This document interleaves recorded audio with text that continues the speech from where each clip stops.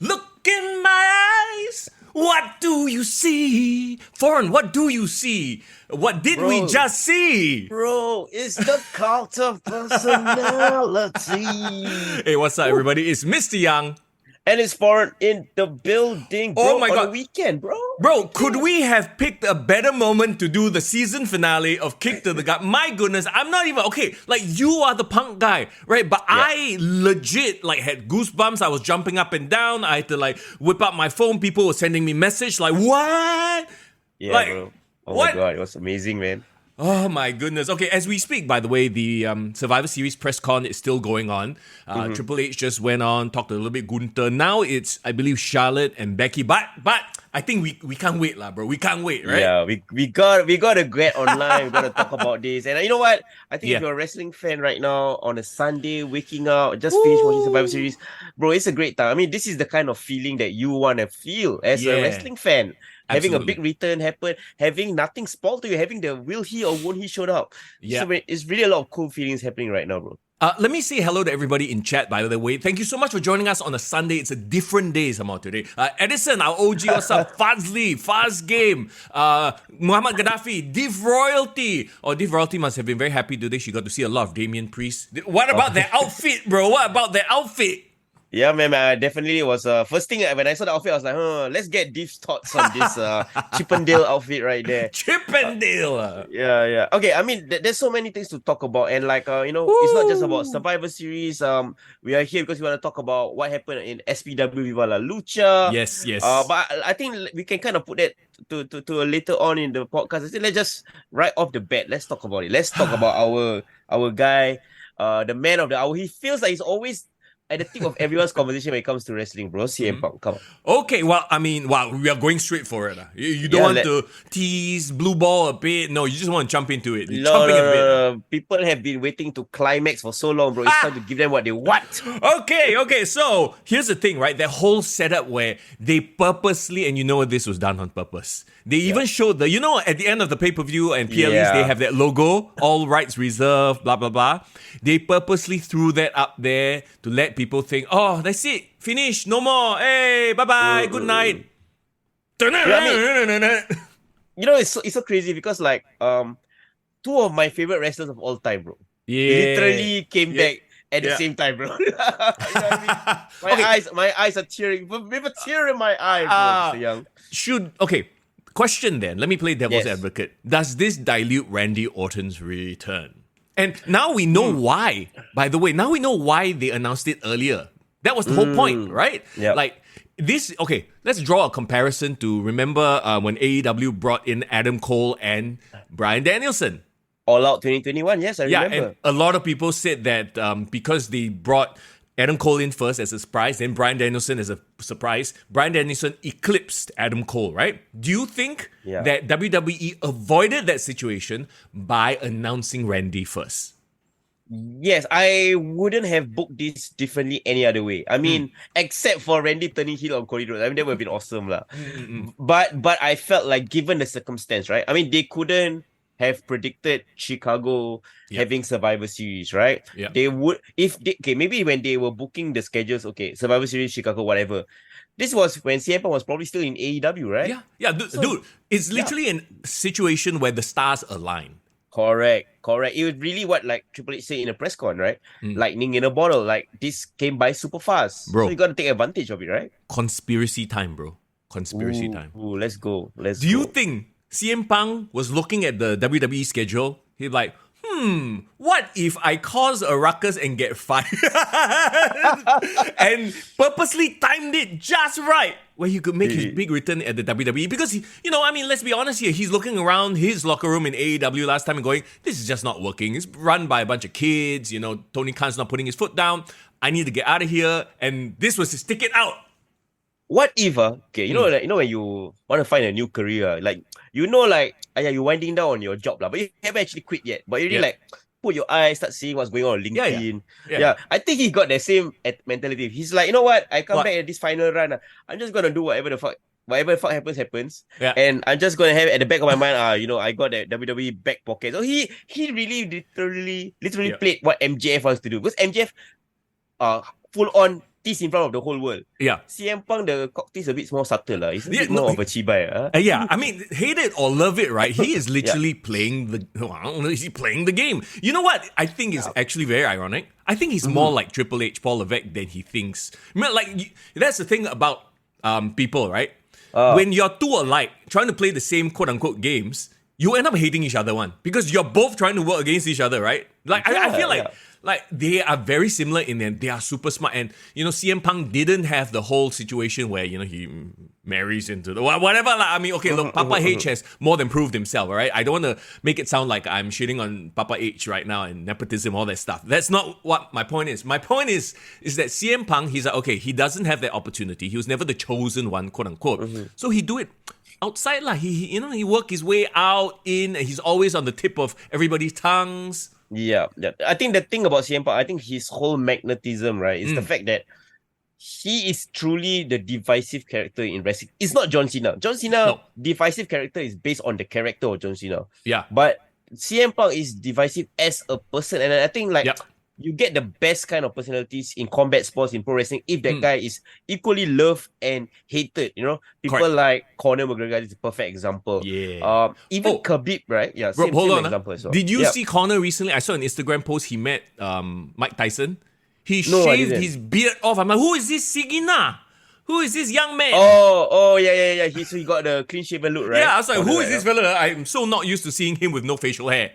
Yeah. I mean, I think he looked a bit more handsome, to be honest. He looked like a young man. Yeah. Yeah. He looked like a Peaky Blinder boy. I know a lot of people are saying that, the dirt sheets were wrong. A lot of people didn't see that coming. Yeah, I think this was the best way to bring him in.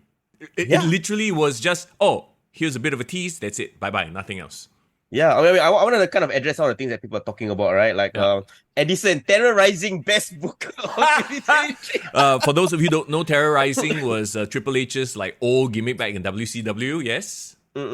Yeah, and of course, the thing that I would love to address, Fast Game also said it, our dear Ryback put it out on his socials that he will retire if CM Punk returns. I think he really retired. I thought he's unemployed. So, there's a difference between unemployed and retired. Look, you talk about how CM Punk is quite cerebral with his getting people to talk about him, right? Yeah. Ryback is the literal, he fits his character so well. He's like the hammer. They're just hammering on the knee. He's also trying to create buzz by saying stupid thing, Yeah. Whereas CM Punk, people will talk about him because he's kind of tricky. You don't really, there's a mysterious aura about him. Ryback says, Yeah, I mean, big guys, they can't help with subtlety. I don't know. No. But you know what, Gaddafi, I think it's a great point, right? He said, even though Punk is no angel, more structure in WWE should rein him in. Do you agree with that statement? Oh, yeah, 100%. And I think we've talked about this before, right? I don't think this is going to be a 5-year deal where he's going to be there week in, week out. They are smart enough, Triple H and the WWE are smart enough to cash in on the opportunity. And the opportunity at the time is perfect timing. Like I said, stars have aligned, and maybe CM Punk purposely put himself there. He's very smart. He's a smart man after all. But this will be half a year program, maybe, and it fits for him because he's not a young man anymore, right? He'll go in there, have great promos, maybe have 1 or 2 matches. We saw what he did with MJF. Now imagine what he could do with Seth Rollins, what he could do with Cody, Just build these matches, make these PLE main events must see. You know that he's got to have that encounter with Dominic Mysterio. Remember, he sang "Happy Birthday" to Aaliyah back in the day.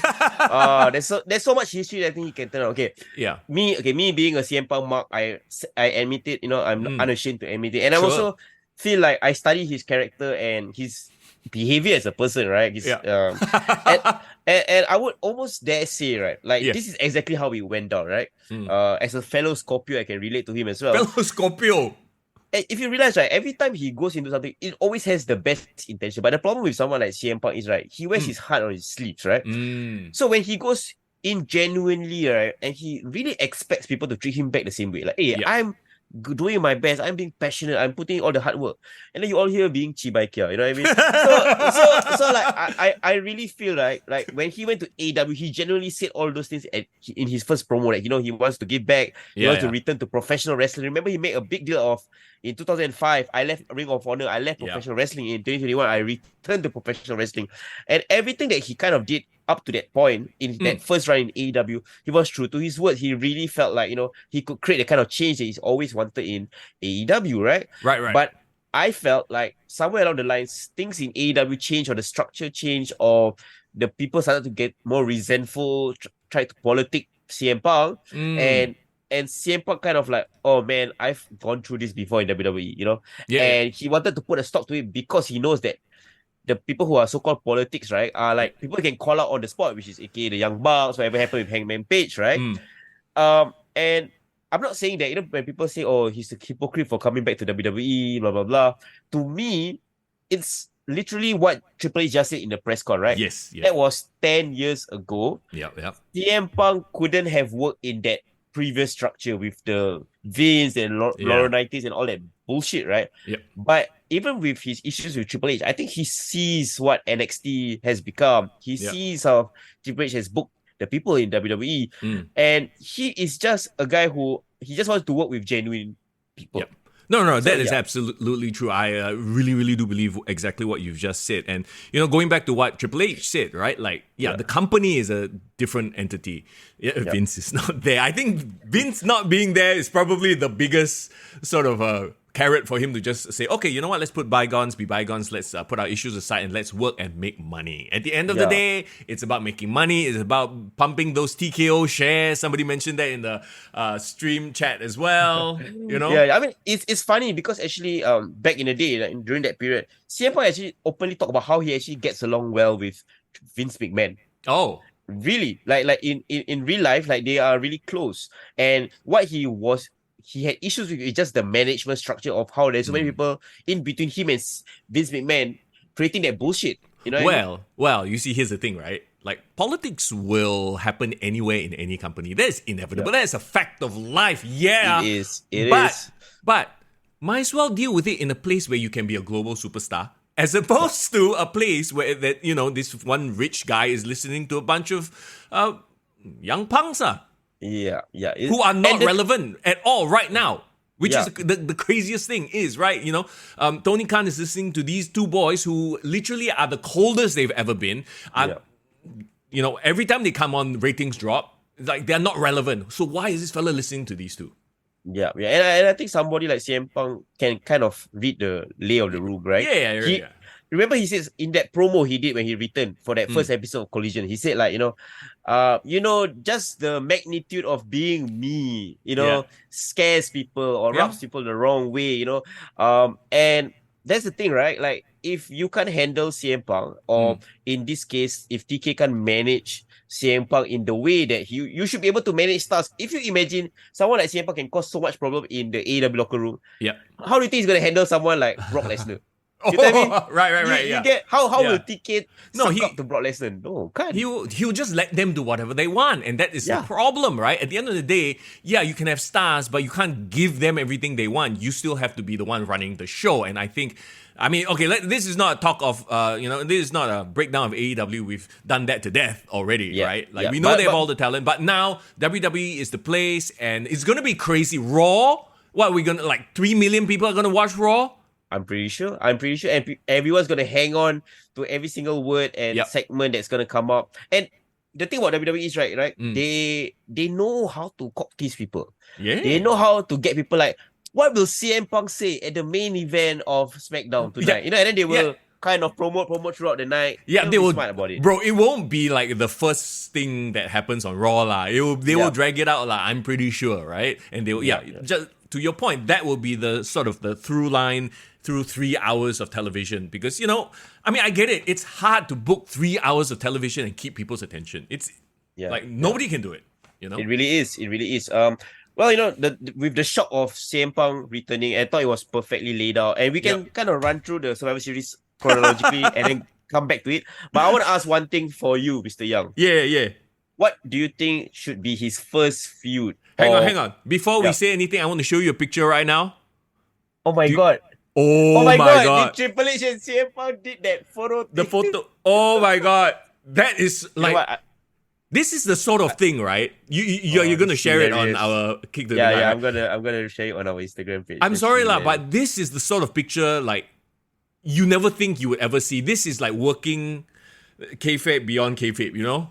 Bro, you go look at our IG story, the latest one. I just posted something about Seth Rollins' reaction to CM Punk's return. Oh. I think we might know who's the first feud already lah, bro. Seth, Oh, well, I mean, dear God, that's hilarious. they Yeah, you saw it? Wait, not yet. You go just to the most recent IG story that I posted. Yeah. Okay, Seth Rollins had to be held back. Wow. Okay, so maybe that's the first feud. You know what? Why not? Why not, right? I mean, who else has called out CM Punk more in WWE than Seth Rollins, right? And here's the thing too, like I think that, you know, Seth is like Triple H's right-hand man. Doesn't it feel like that? Like Triple H trusts Seth, right, for a lot of things. And Seth is, I don't want to say he's like a bit of, the press conference just ended, by the way, I think. Okay. Is it? And then is there any... No CM Punk, bro. No CM Punk. Punk? Cody finished it up. See, once again, WWE very good with the cock tease. They are not going to let him go out there and just say whatever he wants to say and just be, you know... Agreed. Whatever, controversial. No, they are going to save it for their television. Smart. Yeah, it does almost seem like Photoshop, right? My goodness. It does. Triple H said it well. He said, mighty cold day in hell indeed. Indeed, bro. Indeed. Randy Savage and Bret Hart have the longest run for not returning to the WWE. So they beat CM Punk's, 9-10 years? Bro, Bruno Sammartino might have somewhere. I think he was gone for a few decades before he came up with Hall of Fame. So Right. Well, you know what? Let's while the news of CM Punk's return sinks in, let's go right to the start of Survivor Series. Okay. I think we should review it in chronological order. Let's go. They started, and can we just once again commend WWE for sticking to the time? 3 hours. I remember when the main event started, I was like, huh? So fast, Like, it felt like time just flew by, which is great, right? It doesn't feel like a drag, which, you know, some other companies always do to me. Yeah. But anyway, here we go. First match, the opener. Bianca Belair, Charlotte Flair, Shotzi, Becky Lynch versus Damage Control. Okay, off the bat, like Triple H, he talked a lot about Shotzi. Actually, he tried to sell Shotzi. I heard that. I noticed You heard that, right? And I'm like, I don't feel like she stood out that much, like. Well, did she to you? Yes, to me she did. Like okay. When I was watching how the match laid out, right? Even the commentators did a good job of really trying to highlight Shotzi as this like proving herself, like her proving ground in this match. Well, you think about it too. The teammates that she has, they all don't need to be built. They are already there, right? So she's the only one that needs to sort of get pushed, that elevation. Yeah. Yes, I agree. And I like the story of I think the commentators did a great job with giving a lot of context. They talk about how Damage Control has targeted each one of the people in the opposing team, right? From Shotzi getting her head shaved, from Becky being taken out, Bianca Belair with a Io Sky issue, Charlotte Flair has always had crosshairs with Bayley. So I felt like, okay, the story makes sense. These people make sense to be here having this conflict with Damage Control. Okay. I stick to what I said last week. I don't think this should have been War Games. I think that the idea, but this has become very standard for WWE when it comes to War Games. First thing anybody does before going into the cage, take kendo stick, take chair, stick chain, take stick. God, oh my God, come on. Like, I don't know, man. Do you think it's like overdoing it already? Like the structure is, we talked about this, but the structure is supposed to be the gimmick, right? It's supposed to be, hell, oh my God. But now you include weapons, it becomes just this mess. I actually didn't really enjoy this match, honestly. Like, interesting. Okay, not in a, they didn't show out way. I was bored. Like, I was like, oh, okay, here we go with the, weapons. And then, of course, Io Sky has to do her standard. It looks amazing, don't get me wrong. The whole put the trash can over yourself and jump out. It looks amazing, but it felt more like a spot-heavy match. Like, I remember the spots, not so much anything interesting that happened. Because ultimately, right, we were all waiting for the turn. right? Which So, never came. Which never came, right? And also, right, like, is it just me or is Kyrie Sane cold as F? Like, the second she came out, the crowd there was no pop for her. It's like, oh my god, they've kind of botched Kyrie Sane's return. I think the problem is they immediately overshadow Kyrie Sane's return to Asuka joining Damage Control and then making it about Bailey. So unless they really pull off that heel turn soon or kick out Bailey soon, there needs to be a payoff, like essentially what you're trying to say, and what I also feel is the issue, right? Do you realize something that Triple H likes to do? What? Spots that got really, really over in NXT, he's trying to recreate it on the main roster. Of course, yes. Including the trash can, including Ricochet's doing that running out of the ring, flip into the to Logan Paul. So I think maybe he is doing what most bookers do lah. Like if you had a great thing that happened in a smaller promotion, they test it there. Now they're gonna put it on a bigger stage, right? Yeah. They've obviously never done this sort of quote unquote Asian triad thing on NXT. Well, Kai and Tai doesn't count, okay? No. That's clearly not a Triple H thing. That was a Vince thing, right? Okay, but I feel like I think a lot of what soured me on this match was the fact that Damage Control are cold, and there's no reason for me to care about any of these members, you know? And that's the other thing too, like, I feel like they need to stop with the over gesticulating. I don't know if it's a Joshi thing or what it is, but to me it looks hokey AF. Yeah, I mean, I don't know whether our boy Toverkin's in the chat, but he might have a better gauge Joshi expert. Yeah, might be a better Joshi expert than us. But I can talk about two things, right? Like, I was more interested in the subplots in this match, right? Is Charlotte Flair and Becky Lynch finally being back on the same page. I think that hug, I thought that was quite a good moment, especially if you follow their long history. But again, do you realize somebody to me got lost in the shuffle other than the women's side with Kyrie Sane? And the entire Damage Control? I mean, that's one thing. But on the babyface side, actually. Bianca, she was like kind of not there, right? Yeah. You're right. Yeah, she felt almost like an afterthought, even though she was supposed to be the one hell bent on getting revenge, right? Very interesting, huh? I think Bianca has, quote unquote, fallen into that. I'm an ambassador. Like, and we've talked about this too, right? She does the Special Olympics stuff. She's a great ambassador for the brand. So I don't think they're going to tweak her character in any sort of negative way anytime soon. John Cena problem. But she's not as big and over as John Cena is. Yeah. Or was, rather. I think the problem with Bianca Belair is as a babyface, she's probably like the third most popular babyface among the women, right? Yeah. Like to me, Becky will forever be perennially over. I would say like fifth, actually. Yeah. Don't forget, Rhea Ripley is a heel, but she gets cheered like a babyface. Yeah, exactly. Yeah. You got Becky Lynch, you got Charlotte Flair. I'm sure I can think of somebody else before I would slot Bianca Belair in there. Yeah, so it's a Triple H problem, I would say. Remember Triple H used to say back in the day, during the Attitude Era, he would say, when I was looking at the roster, I can't be a bigger babyface than The Rock and Stone Cold. Yeah. So why not be the biggest heel as a fall for all of them? Yep. So Bianca, you need to listen to us, man. Make that switch. Come on. Bro, I don't think it's a Bianca thing. I think it's a corporate thing. It's a writer's thing. I really truly believe that she probably wants to turn heel. It's just that, we don't turn heel yet. You are our poster child. Look at you. You're an athlete. Yeah. You speak well. You're a great ambassador for the brand. It's like trying to turn Cody heel now. No, it's not going to work.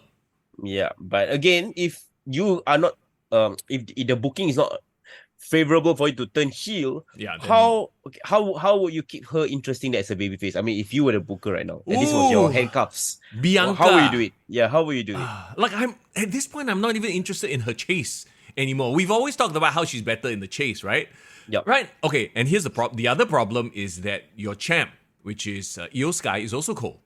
So you go and restart Bianca and Io. I think it's kind of like Blair. I think she needs to take a side quest. Like, go work with somebody else for a bit. Maybe have Damage Control or the new Asian Triad faction really destroy Bianca Belair, or it's her versus four of them, right? Like, and you talk about Damage Control also. That's the other thing I got a bit upset at also. It's like, they are cold and they can't even pick up the win here.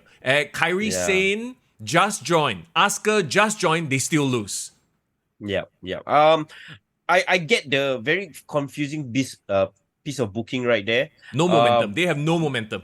Yeah, but again, like to me, if they took the loss, but that leads to Bailey getting ousted, then I think it's still salvageable. But they gotta pull the trigger on that. Yeah. Okay, what was interesting was that Bailey, did you see Bailey was the one who pushed Kairi Sane out of the way to take I think it was a spear? Yeah, I remember at the end of the match, right? So she sacrificed herself to save Kairi Sane. So I'm sure there will be a story based around that. Like, say, it seems like a very babyface thing to do, and obviously, I think that's the setup. It's like, okay, I saved you, but you all turned on me, and then that's how Bailey turns back face, right? Yeah. Well, one thing that Corey Graves said on commentary, and I agree, I feel like Bailey doesn't get the respect she deserves. I feel like even though yes, damage control is cold, I don't think it's her fault. I think she's actually the best thing about damage control. She's the thing that's keeping it afloat, in my opinion, bro. Bro, hot take. Maybe Io Sky's ceiling was NXT. Maybe Dakota Sky's ceiling is NXT.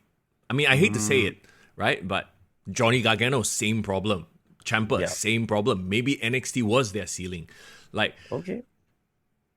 And there's nothing inherently wrong with that. But when I see that team of not so much Bailey and Asuka, because they've stood out as main eventers before, but I see Io Sky, Kairi Sane, I see Dakota Kai standing in there with Bianca, Charlotte, Becky. It's like difference, right? A world of difference. Right? A huge world of difference. You have star power on one side, and you have like a bunch of And it's nothing to do with them. It has more to do with, I guess, maybe the booking. And didn't Triple H say, a couple of weeks ago, like he believes that the luchas and the Japanese wrestlers have not been portrayed correctly. So maybe this is the way to, let's kill damage control now by having them lose one more time. To your point, right? It's like, this will be the impetus for them to kick out Bailey and then just start their own thing with Shinsuke. Maybe, I don't know. Yeah. Bianca, I think, needs to go get together with her husband. She needs to do that thing with Street Profits, even though I have no idea what Street Profits heel or face dynamic is right now. I feel like if you want to keep Becky and Charlotte's love affair thing happening right now, let them go for the tag team titles, but keep them out of the picture. Oh my god, Charlotte and Becky versus Piper Niven and Chelsea Green. That would be hilarious. It's something different, something new, sure. And it is, yeah. And Charlotte and Becky are sort of right now at that level of building other stars, younger stars, right? They are not at the quote unquote, hey, we are main event. Yeah, so I mean, I think now that everyone already had their war games blow off, I think everyone should go kind of their separate ways, build up their own rivalry, separate rivals. I don't even mind Bailey fighting with Asuka for the next couple of months, just like having a little damage control dissension right there. But my question is, I think Io Sky, even though she is the champion, she's like the women's champion, but she literally didn't stand out in this match, and I think that's an indictment on her lah. Yeah, you say her ceiling lah. Yeah, except for that one spot which they will forever replay, but it's it's a spot. It is what it is. It's just a spot, Okay, once again, this could have been a 4v4 typical Survivor Series match, and it would have told so many better stories as opposed to a War Games Cluster F all weapons in-house match. Yeah. Well, at the end of the day, again, it was a serviceable War Games. I think I enjoyed it for what it was. But I'm glad it was the thing that kind of started off the event and we could move on from there, right? I'm kind of surprised they actually went that way, because the men's War Games match was very similar in that every time someone showed up, they will go and bring weapons in. So you would think, and we criticize AEW a lot about this, right? And so I'm going to level the same criticism. They should have made it different. They should have made it like, maybe if they do bring some sort of weapon, just the trash can for that spot, and that's it. And not, fill the ring out with weapons. Like, why? Yeah. I mean, I felt like they could have gone down the road of like violence with the cage. Yeah. I would have minded seeing a bleeding happen, but in the right context as well. Remember when, it's WWE, they can't really bleed lah, so let's not even go there. But like, remember when we watched the very first War Games match in WCW and nobody did, there was literally zero, there was a foreign object. I think Paul Heyman had a phone or something like that. But what I mean? By and large, it wasn't candlesticks and tables and chairs. It was just them using the cage as this brutal thing. Really, the cage looks like set dressing at this point. Yeah, but they have a very different War Game setup though. You remember, right? Theirs looked more like a Hell in a Cell. Yeah. And they had a roof. So I don't know. Do you prefer that old school WCW War Games, or you kind of used to this new version now? Okay, because the old WCW War Games was like the old blue cage, right? But just a bigger one, right?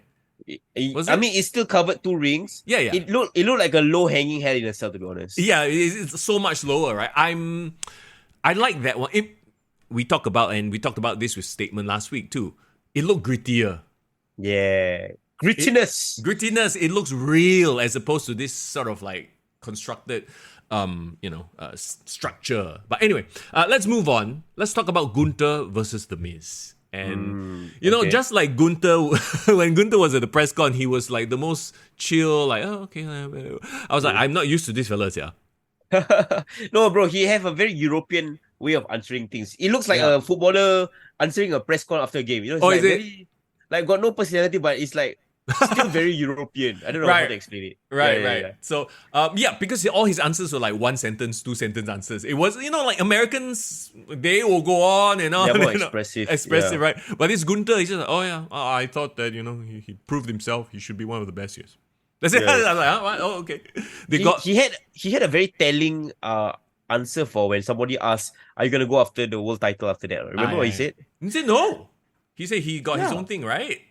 Yeah, he said he want to focus on the IC championship. And even if he goes into the Royal Rumble, he sure will be the favorite, but he didn't call out. So it's almost as if, bro, he kind of spoiled the storylines a bit. His own creative. Yeah. He's like, okay, I know that I'm going to be at this sort of, I'm raising the Intercontinental title at this level. I'm not going to go, and he just kind of spoiled it a bit. I know what you mean. I enjoyed this match. Like, I've said this, I'll say it again. I'm a huge Miz fan, and Triple H said it as well. You put him in any situation, he needs to be a funny man, he needs to be a celebrity, he needs to be an ambassador, he needs to be a good guy, babyface, fire. He can do it. Yeah. Well, and what was funny about this match was I actually kind of like paid attention and I realized, they're actually having a wrestling match. No, Miz. That's exactly it. He's having a wrestling match with Gunther, and at no point did it seem unreasonable that the Miz might actually win. And you could hear the crowd. They were like, I can't remember the sequence, but there were several sequences where you thought, holy shit, Miz might actually pull this off. Yeah, I mean, Miz didn't Miz do like a low blow? He didn't do a low blow this match. There was a skull crushing finale. Yeah, he did a skull crushing finale. I think that was the big 2 count that near fall that he almost got a win. Yeah. But I thought he kind of hang in there with Gunther. Like, he didn't felt like a overwhelmed opponent in any way. Yeah, there was the whole shenanigans with the turnbuckle coming out that played a role, right? Yeah. Like, so you had to throw that in there a little bit. But yeah, and then Gunther just, instead of doing his finisher, he like freaking stepped on his back. He did a lion tamer, essentially. He did. How do you feel about that finish? I thought it was a pretty great. It's cool that Gunther ends matches with different things. Do you realize that? Yeah. He's sort of that old school guy, and he stands out. Like, he even said it in the press conference. I'm not your typical WWE wrestler, and I think that's great.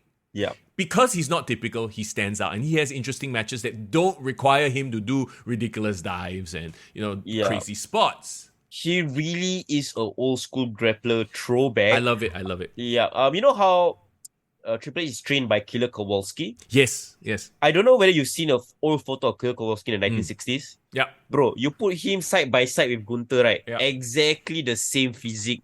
Like the tall, lanky, but very strong looking, like a strong man body, bro. Yeah. You remember like all those like old school, Bret Hart's father? Stu Hart. Had this very old school face, where he posed with the camera, he like that. Yeah, it's always like that. It's very old school. Yeah, it's the same. So I kind of like that, the fact that he's a throwback. Yeah. And even though that's why Triple H likes him. Reminds him of his teacher. Yeah, that could be the case. And I you know what my thoughts on this match previously, I thought like, Miz is why Miz is this in this spot? Why can't he be somebody else, right? But after seeing the match, I was like, you know what? This made both of them look good coming out of the match. So nothing wrong with that. Well, here's the thing. Miz is in this spot to elevate Gunther. Because yes, everyone, writes the Miz off, but he is. Like, he had incredible Intercontinental title runs as well. And, in a way, this was him passing the torch over. It's like, okay, now you are the best. Like, now this is time for you to cement your legacy as the Intercontinental title. Great work. I love this match. Do you hear what Michael calls? second Sorry. favorite. Sorry, go ahead. Of this pay-per-view. Do you hear what Michael Cole said? No, what? If The Miz had won the title, he would have tied Chris Jericho. Oh, yeah. The most number of IC title reigns at 9. You hear The that? Chris Jericho reference. I mean, it's fine. You know, Chris Jericho is he will be a Hall of Famer at some point in the WWE, so it's not a big deal. I think this is a testament again to Triple H. Triple H is WWE, right? Like people are not afraid to talk about people from other companies. I think it's really, really cool. Yeah. I mean, and Chris Jericho made his name in the WWE. It would be stupid to be like, oh yeah, don't mention Chris Jericho. Come on, man. This is 2023. People know. People are not dumb. Yeah. You know? Yeah, exactly. So great second match. And I like that, Gunther got the shine. Yeah. So it's on to the Royal Rumble to see what's next, right? Bro, the Royal Rumble. I mean, I haven't. I think this might, and I know we're jumping ahead here, but I feel like this upcoming Royal Rumble is going to be so crazy. Like, this will be probably my most anticipated Rumble of all time at this point. Like, I can't remember any other Rumble that had so many people deserving of a main event spot. Wow, very cool. Very cool. I mean, that's when WWE was at its best, right? Multiple main eventers. Yep. Potentially anyone could slot into that main event spot and it would make sense. Yep, exactly. Really cool. Right. Let's move on to Santos Escobar versus Dragon Lee. So Santos, the second his music hit, I was like, oh, this is the old Legado del Fantasma song. Yeah. But they removed the notes were there, but Legado wasn't there anymore. It was just dun, dun, dun. So the notes were there, but the singing no more. I'm like, oh. Yeah, man. I mean, I think they need to get the song over with the crowd again, because it's gonna take some time. What a waste. Yeah. I mean, that was like the Trick Williams whoop deck trick. Like it's the same. People were really into that Legado song. Legado. People will sing along. Yeah, I think it's pretty cool that he brought it back. But very interestingly, this whole Dragon Lee coming to replace Carlito, what's this all about, bro? Is that something that happened with Carlito? Like maybe he couldn't travel to Chicago? Or why did they put Dragon Lee in this spot? Wasn't he injured or something he got injured. SmackDown? Yeah, so on SmackDown, yes. I think that, and it's quite telling too in the press conference. The press conference told a lot actually, just with Triple H, talking about things, right? He really is high on Dragon Lee and Santos Escobar. Yeah.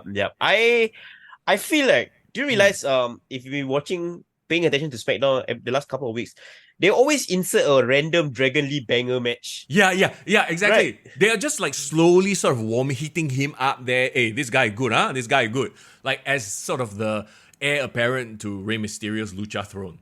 Yeah, and what do you think about the fact that, with all that momentum coming into this, Dragon Lee replacing Carlito, they did have a great lucha match, in my opinion. Yeah. And it's interesting. So you had the very WWE style War Games match. You had the old school Gunther, Miz wrestling grappling match. And now you have a lucha match that wasn't too crazy. It's not, we ain't talking about lucha like they're doing triple flips onto, a bed of tacks sort of thing. It's a high flying lucha match, but within the parameters of a WWE match. Yeah, like a WWE approved lah. Yeah. I mean, I'm not saying that, hey, like if lucha, they are really the spirit of Lucha Libre is really the all-out flying non-stop sport heavy fest. I mean, that's great. I mean, that worked for their Mexican audience. But I think what's cool is like Dragon Lee, and he is actually the brother of Rush, if you recall. Yes. He is kind of like learning things the right way early on in his career. I think he can kind of take on that Rey Mysterio mentor, because if you realize, he actually cut a promo on SmackDown, and his English is actually pretty good, in my opinion. Yeah. He got the Rey accent in the sense that he's not a Mexican tinged right speaker, Okay, so I mean, remember we talked a lot last week about the diluting of finishers. Yeah. So the finish of this match was what do they call it? South of the border destroyer, because Santos is from Mexico, right? Yeah. Instead of Canadian destroyer, it's south of the border destroyer, followed by his finisher. What the hell is the name of his finisher? It's not a Mexican name. Shoot! Somebody in chat, please remind us, what is Santos Escobar's finisher? Because I believe it's a fisherman driver lah. That's the actual name. Okay. It's not a Falcon Arrow? No. Yeah. It's a Falcon Arrow. It's by he hooks the leg, so it's a fisherman. Driver. Fisherman driver. I mean, I thought his finisher was a suicide dive, because apparently he throws the best suicide dives in the company right now. Thank you, Edison. Phantom driver. Thank you. always Yeah. can count on Edison. Yeah. Shout So out see, to you, look, bro. Mr. Young calling it the technical name all. Okay, I mean, I like Santos because he's not a lucha libre style Mexican wrestler. I mean, he is a lucha guy, but Yeah, yeah. he feels more like when Chris Benoit was in the cruiserweight division, or Yeah. Dean Malenko was in the Yeah. cruiserweight division. Yeah. You get what I mean? Slightly more technical. He uses more of his. He's more of a pro wrestler lah, in that sense Yeah. lah. You know. Okay.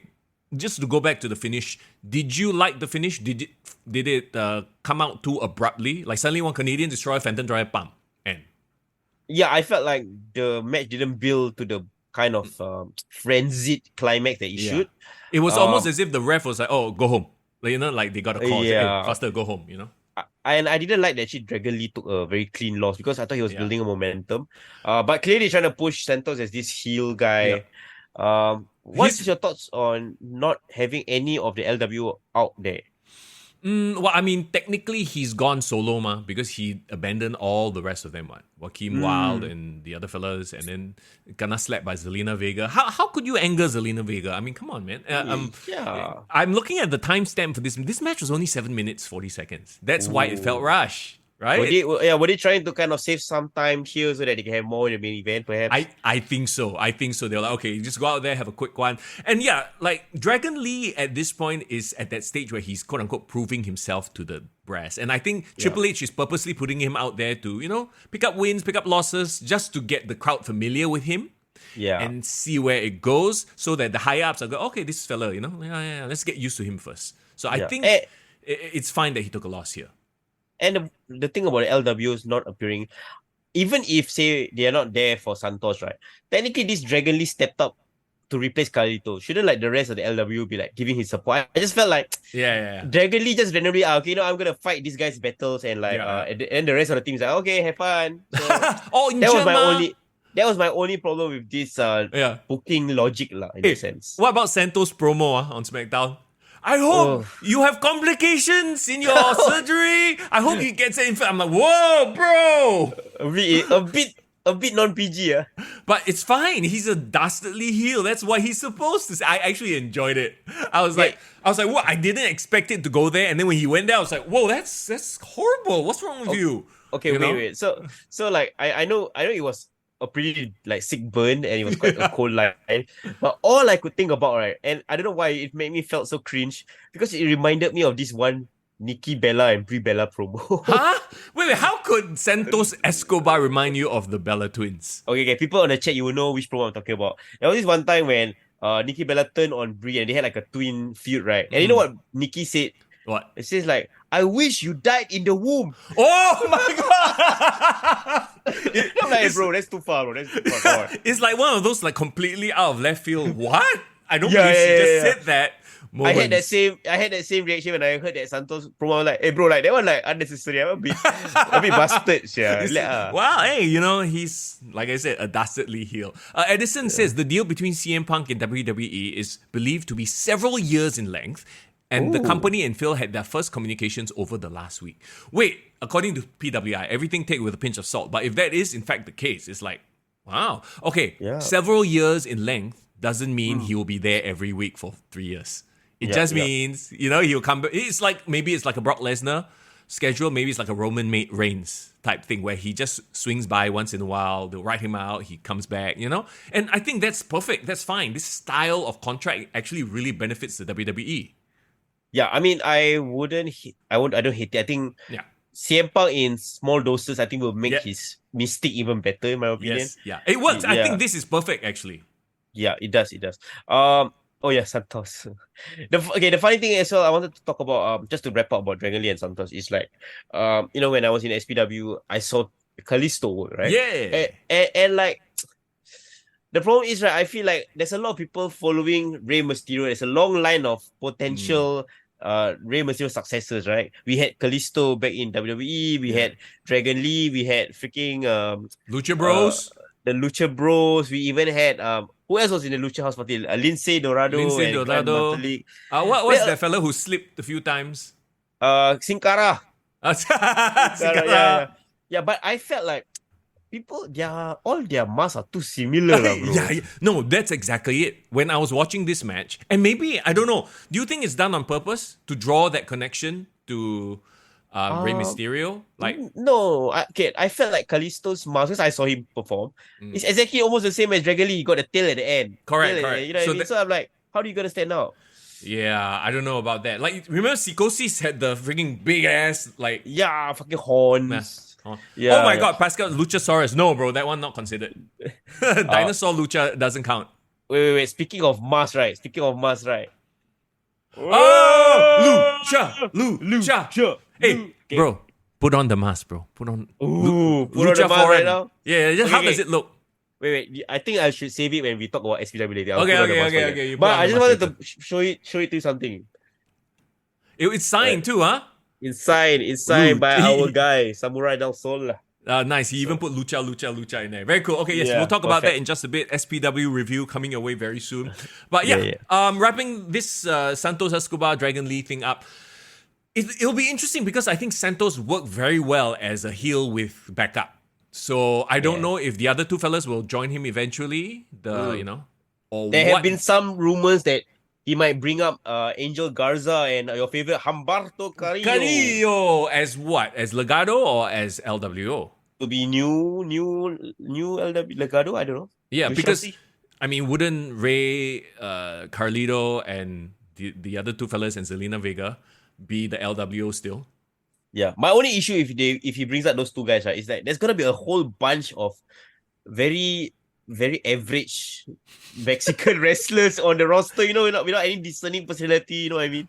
I mean, I would say that Garza and Humberto have very outstanding. They are much more outstanding than Cruz del Toro and what's the other fella's name? I always forget. Cruz Raul Del Toro and Joaquin Wild. You know, Raul Mendoza. Or are those their NXT names? Oh my god, I forgot. See, that's how memorable they are. They are the two lackeys, right, of the LWO. Yeah. And they are completely non-memorable. Yeah, they that's need the to do point. something. Yeah, that's the problem. They need to do something to make them a little bit more memorable.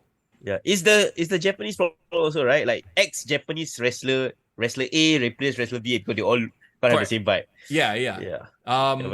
Well, I guess we'll see where they go with that. But it's interesting, lah. It's interesting for sure. Let's move on then to Rhea Ripley, the women's world champion, versus Zoe Stark. Okay, I mean, like we talked about earlier, like Rhea Ripley is on another level right now. She needs to go into WrestleMania with like a really high-profile main event match, and she can even work it as a face because people are cheering her. Yeah. Do you remember? Who did Rhea fight at Crown Jewel? Because she also had a one-on-one match as well. No, Crown Jewel, she had like a 5-way, what? Remember? Oh, It was- sorry, yeah. she had a 5-way, correct. Her, Nia Jax, Zoe Stark, Shayna. and Raquel. Yeah. So again, that kind of shows, right, in 2 successive PLEs that she is much bigger than her competition right now. Like Yes. even Zoe Stark was technically, I didn't know the dynamic about this match. Is it a heel versus heel? Yeah. But then Zoe Stark was clearly the one that was booed way more than Yeah. Rhea. Rhea was like the No, baby face. She's supposed to be the face. And I laughed just now. I chuckled because Jason said Zoe Stark's personality dry like powder. Bodoh lah. Which, you know what? I was about to say, like, I actually enjoyed her babyface fire. Like, she really fired up. I enjoyed the match as a match, but my God, her personality really dry like powder. Yeah. This could be a throwaway TV match on SmackDown. Yeah. Truth be told. Like, truth be told. and the problem too is you have her in a match against someone with so much character and personality, right? Like in Rhea Ripley, you look at her and she's like, dang, I don't know, to feel turned on or to feel intimidated, a little bit of both. Like she hits all those. I'm like, whoa, this is China 2023, you know? There's sort of a vibe. Yeah, I mean, no surprise that Triple H pushed her to the moon lah. Reminds her of the ex ma. No. And also she's really, she she's really understands it. Like when you see her take bumps, see her sell, like, you know, it's like, okay, she gets it, right? Like she is literally one of those wrestlers that gets it. Zoe Stark is not there, huh? Yeah, I agree with you, and it reminds me of what Jim Cornette says, right, about Rhea Ripley. And this is actually a compliment. Yeah. She really fights like a guy. You know, she takes her bumps like a guy. Yeah. Pretty That's badass. why, that's why, like you have her, you have Charlotte, right? Yeah. You have Becky, and then you have Asuka, Io Sky, and Kairi Sane. How to compare? How? Yeah. You know what I mean? Yeah. Like the Japanese women wrestlers have been portrayed with this weird like I don't even know how like they're mystical, geisha, like theatrical vibe. and Right. and it looks, I don't know, when compared to these like freaking badasses, it looks stupid. It looks ridiculous. And I feel like that is one of the stereotypes that they need to get rid of for them to be taken seriously. If they pull off this Asian triad angle, I swear, Asuka needs to stop doing the weird shit. And Io Sky they just look badass can already. Yeah. And the thing is, right, all three have really great movesets. Yeah. All three, if they really differentiate each one of them, can stand out on their own. But I feel like, again, somebody is writing this for them. One of the writers' rooms in WWE who are like, they're all Japanese, put them together. Don't need to have different personality. They all just talk Japanese about each other. That's the problem. Yeah. Right? Yeah. Like, okay, I actually like how Kairi Sane has she carries herself now a bit cold. Like she can be the cold hitman assassin style, character, right? Yeah. Just make one person, make Asuka the crazy girl can. But make Io Sky a badass. I like her when she was all black in leather as well, back in NXT. Give her that like don't fuck with me kind of vibe. Like the Japanese Yakuza lah. Again, for whatever the reason is, these Asian wrestlers have always been portrayed in this overly flamboyant manner. Yeah. Like even Shinsuke to a certain extent, right? With his whole like whatever thinks he's a rock star, whatever. Like I don't know, man. Like Tajiri back in the day was over the top, right? Yeah. But the problem is all those so-called serious wrestlers like there's like for example Shibata or Naito or Okada, right? Yeah. They've only kind of flourish in all these smaller promotions. I think if they were to go to WWE, it's the WWE stench that makes them turn into this. Yeah, this sort of like over the top, geisha like characters. Okay, but Rhea Ripley champion, she retains. No surprise there. What's next for Rhea Ripley on the road to WrestleMania? Well, I would have loved to see her in the Royal Rumble, but of course she's the champion, so there's no need for her to be. I am interested to see him or to see her kind of like face up with the rest of the men. Like, of course she did appear at the end of War Games. We can talk about it later.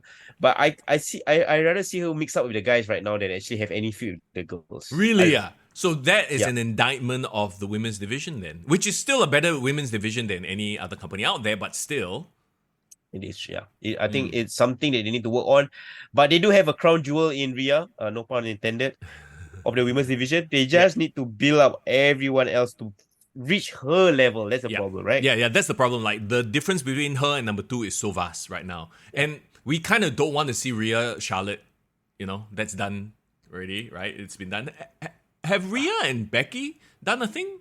No, they've not. Actually, that's one of the matches that people have been speculating like that could be a WrestleMania main event. Yeah. My money is on Rhea and Bianca having a badass match, but Bianca needs to change her character for that to work. Yeah, but I mean, if that is the case, then Bianca turn heel, Rhea turn face? I would rather Bianca turns into a heel, and even though Rhea is like with the heel Judgment Day, but she's a tweener lah in this case. Yeah, you're right. People will cheer for Mami.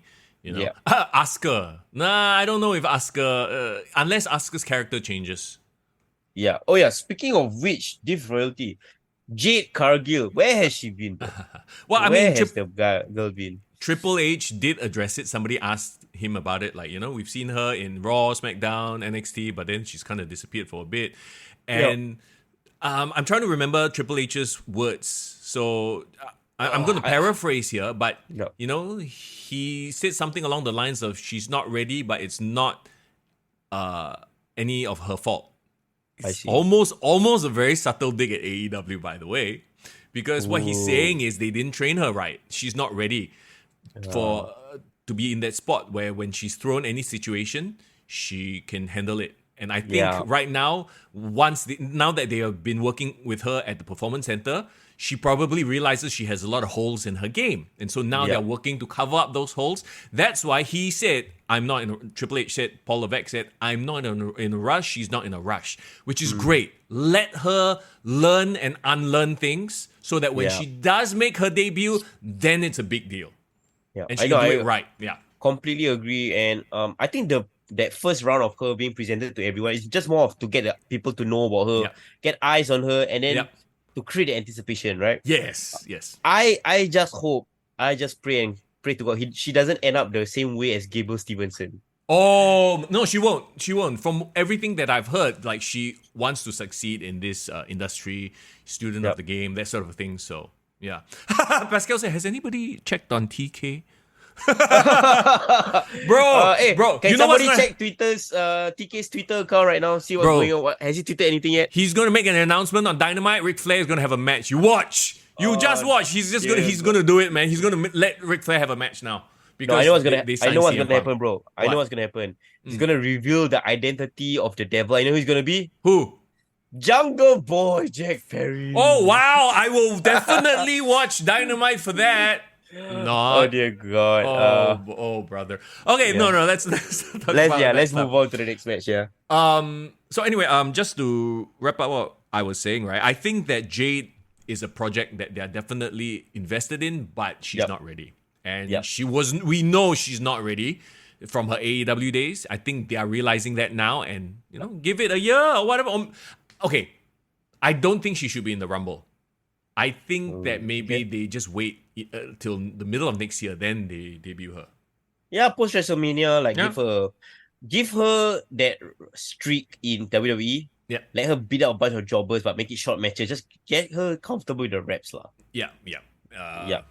Okay, main event time. And once again, like I said just now, I was amazed. By 11 o'clock, I was like, what? It's actually starting on time? Whoa, okay, here we go. Cody Rhodes, Seth Rollins, Jey Uso, Sami Zayn, and Randy Orton versus the Judgment Day. Yeah. I thought everything about this match was like exactly how it should have gone. Yeah. Exactly how it should have gone, man. Yeah. Every single subplot was alluded to, was made mention of. There's the whole Jey Uso and Drew McIntyre. Like he's like chomping at the bit to get to him. Even going back to SmackDown when they announced Randy Orton, and then Jey Uso had that face like smart. Yeah, like they've obviously been told their roles and they know how to play it. They are nodding at history, nodding at their collective storytelling and actually acknowledging it, and I love that they do that now. Yeah. And Jay even addressed it like during like one of the backstage segments before the main event, right? She was saying like, hey, I haven't seen this guy. The last time I was in the ring was 2 years ago. I took him out. Yeah. And it's so cool that every single babyface here is really over. It's not like last year. Last year, Brawling Brutes, right? Not everyone was over. Yeah. But here, all four of them are main eventers. All five, bro. All five. Yeah, I mean, the first four that started the match, all of them are main eventers. The rest, the last guy, that one is a bona fide legend. Okay, hold on. Haley asks, Foreign, if you had to choose one, Randy or Punk? Oh, don't do this to me, man. It's okay. Hidayah, come on. It's okay. You choose Punk, I choose Randy. We are tag team, bro. We can do it. Because I would choose Randy. Yep. Over Jericho at this point. Okay. I'm gonna. This is really tough, by the way. I mean, I really love both of them, but I will still say I still identify with CM Punk more than Randy. Okay. Oh, you know why? Why? Because Randy handsome fella lah. Oh, you cannot relate to that. What are you trying to say? No. Like, are you saying Phil Brooks is not a handsome man? No. I'm saying Phil Brooks is like my kind of handsome, like underrated. No lah, just kidding. I don't know what I'm saying. Hey, thick skin nah, bro. I don't want to talk about that. No, what I'm saying, like, I think Randy, I like CM Punk more because I feel like my strength in wrestling, if I were to be a wrestler, would have been CM Punk style. Like, I'll be more of an orator and like, I will love my wrestling, but I won't be like a natural like Randy Orton. Randy Orton is really like a stud. He's like he's like Irfan Fandia or something. You know what I mean? He's like, a jock lah. Yeah. He's a jock, right? You know what I mean? Most likely CM Punk will be playing drums or like going to gigs like growing. So I identify with him more. So yeah. Sure. Randy is what I aspire to be. CM Punk is who I really am lah. I don't know. Oh my! I love the reasoning, by the way. Fias, happy Sunday to you as well. How What's you up? doing, bro? Yes. Punk looked younger and Randy more jacked. Well, they had time off, so you got to work on the body. Yeah. Oh my god. Yeah, it's true. It's okay, true. what did you think of how they were building up to this Randy reveal? Like, oh, he hasn't arrived yet, or he's not going to show up. Like, I don't know why I had this, like, are they doing like a MJF thing where he shows up at the last minute? We just saw this on AEW, right? Yeah, I liked it. I liked it a lot because Randy hasn't been on TV for more than a year and a half, right? Yeah. I feel like because he wasn't there yet, at the back of people's mind, there's an anticipation for Randy, but it allowed people to still focus on the match and the people that has been the one that is important in bringing up and building up this match in the first place. And storyline wise, it makes sense if he no shows and says screw them because there's Jey Uso, right? Yeah. It almost feels like they booked this whole angle just to show AEW how to do it. If you think about it, because when AEW did it for Full Gear with the whole MJF injury ambulance thing, right? There were so many plot holes in that, it was ridiculous. Yeah. It was like Adam Cole is defending MJF's title against, like, how the hell does that work? And this is the biggest freaking plot hole. I don't know if people have mentioned this, right? But how is Adam Cole medically cleared to defend the world title, but he's not cleared to wrestle for the tag team titles? What the hell is that? I mean, if you want to poke holes in AEW's booking games, be here forever, bro. You're gonna be here forever, man. Oh my god, right? But okay, anyway, back to this. I think they purposely did it just to build the anticipation. Like, oh, he's not here yet. Will he even show up? When he shows up, will he turn? Yeah. And there was that moment where he turned to Jay, right? Yep. And I think when he face to face with Jay, and Jay kind of like almost teased having a super kick, but then ended up super kicking. I can't remember who was it, but to protect Randy, I thought that was really, really cool. Yeah. Even before Randy appeared, right? I like how everything started out. Like, I like that it was Seth and Finn Balor because of their recent history over the title. Yes. I like JD coming in next because JD is, of course, considers Finn a mentor, and both of them were teaming on Seth. I liked it when was it Seth? No, it was Jey Uso that came in next, right? And he's over, bro. Like, he was like yeeting all the way. Bro, that shot of him when he climbed on top of that mini cage and then he's doing the thing, and then you see the crowd in the background all doing the same thing. Yeah. I'm like, oh my god, main event Jey Uso is a thing. He like a rap star like that. Yeah. Like a rapper in concert. An interesting anecdote. Do you know he has actually main evented every single Big Four pay-per-view this year? I saw that. You saw that stat? Yeah. He is truly main event Jey Uso. He is. I thought he brought a lot of energy when he came into the ring. Not a fan, of course, of everyone bringing out candlesticks and stuff of that nature. They didn't need to. They really didn't need to, Yeah. What do you think of Jey Uso doing the rock spitting on his hand? I saw that. I mean, that's a great note. I felt like, okay, if it would be so cool that every single Samoan wrestler like use one of the Rock's like moveset as like his own thing or adopts it, because I always like that sequence that the Rock does with the spitting on the head. Right. Punch, cool. punch, turn back, spit, punch. Jay also has another Samoan wrestler in his moveset in his repertoire, the turnbuckle butt. Yeah, of course, from his daddy, right? Yeah. I love it as well, and of course, I love that tease of some dissension between Damian Priest and Drew McIntyre. Yeah. Two alpha males, as the commentator said, right? Oh, and let's not forget, poor Priest gonna cock block again. Hey, this is the story of his life. He's cash in. Okay, so you have Damian Priest looking like a straight up Chippendale, right? With the eyeliner and everything. Div Royalty very happy.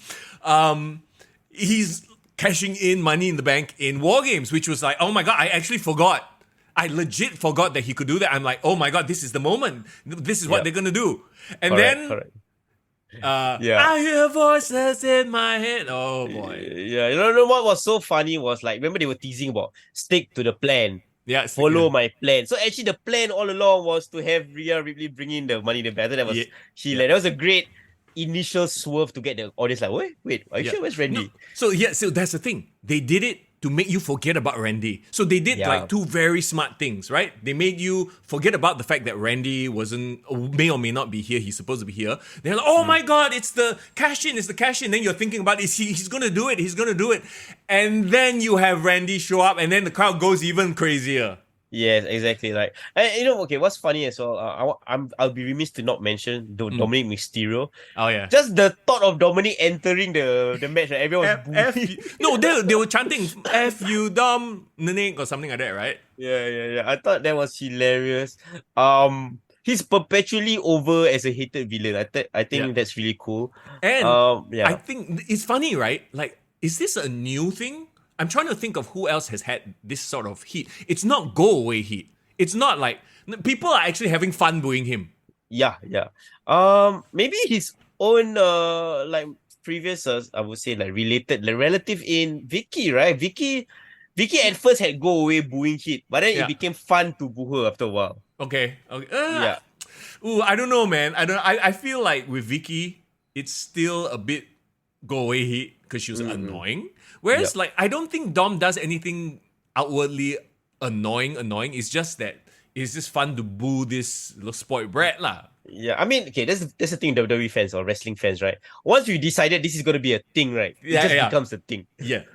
I love it. And, you know, to be honest, I feel like he wasn't really featured that much in the match itself, but that's fine. There were a lot of subplot. He's just there to get booed. Indeed. He didn't factor much into it. But I love how kind of it almost felt like Cody Rhodes was like he's like the quarterback. Yeah. But Seth Rollins was like the star athlete. Yeah, he's like the star wide receiver, right? He's the guy that scores he's the champion, but Cody was the one calling the shots, right? Fia says Kurt Angle. Kurt Angle? Kurt Angle was fun to boo to say you suck to him. You suck. Yeah. Okay, that's a good one. Good catch. Yeah. Okay, I'll give you another analogy. In this match, the star started, right? I felt like CM Punk was not CM Punk, sorry. Cody Rhodes felt like the captain of a football team, right? Yep. But not necessarily the one that gets all the plaudits. And then Seth Rollins was like the star striker. Yeah. You know? So he was leading from the front while Cody was leading from the back. Correct. Yeah. And then Jay is like the midfielder who has all the cool passes. Yeah, he's like the Neymar or like he's just doing the tricks and flicks. Who's Sami Zayn, bro? Sami Zayn is the defender, the no-nonsense defender that will fight through every battle for you, see? Football team ready, bro. And Randy Orton is the goalkeeper to stop the ball from going in, i.e. the cash-in, to cop block. Okay, let's talk about Randy now, right? When the cash-in happened, everyone was like shocked, and then the voices played. Randy stepped out. After 3 seconds, I took a really good look at him. I was like, did the guy just become even more jacked? Bro, he is so jacked. It's ridiculous. He's not jacked, but he's jacked and muscular and like lean, right? He's not bigger than he was, but he looks way more. He filled out. Yeah. Oh my goodness. You know why? Because after the whole steroid scandal, he kind of slimmed down and became a very slender, like snake viper vibes, right? Because of maybe he got off the the juice. The juice, right? But I think that time away, right? They always say people who rehab, right, from injury, they just get back more fitter, like much more jacked because they're just at home rehabbing and just gymming, nothing else to do. Yeah. It's like why when you're in NS, right? For some reason, all the storemen all like fucking jacked, and then all the sergeants are in the field during field camp are all fucking skinny, like malnourished like that. Same vibes, bro. Same vibes. No, exactly. Because when you have nothing to do, you can't go out, you can't make appearances. That's what you're doing at home. You're working out non-stop, or that's what you should be as a professional wrestler. Be doing. Yeah, I mean, if it was me, I just at home just eating my pizza. I'd be like playing game. Whatever. Yeah, it's different, Yeah, they're athletes. That's what they do, right? Yeah. Okay. So did he even take one bump? I feel like he came in and was only doing moves to people. I don't think he took a single bump. I mean, his RKO technically is a back bump. RKO is a bump. It is lah. Oh no, he came in and he was cleaning up shop, and I think they had this really cool spot where all 5 of the babyface guys were doing the rope hung DDT. Yeah. Vintage Randy, so I love that. Yeah. I think that big moment where he was looking at Jay, and then Jay kind of like super kicked the guy behind to save him.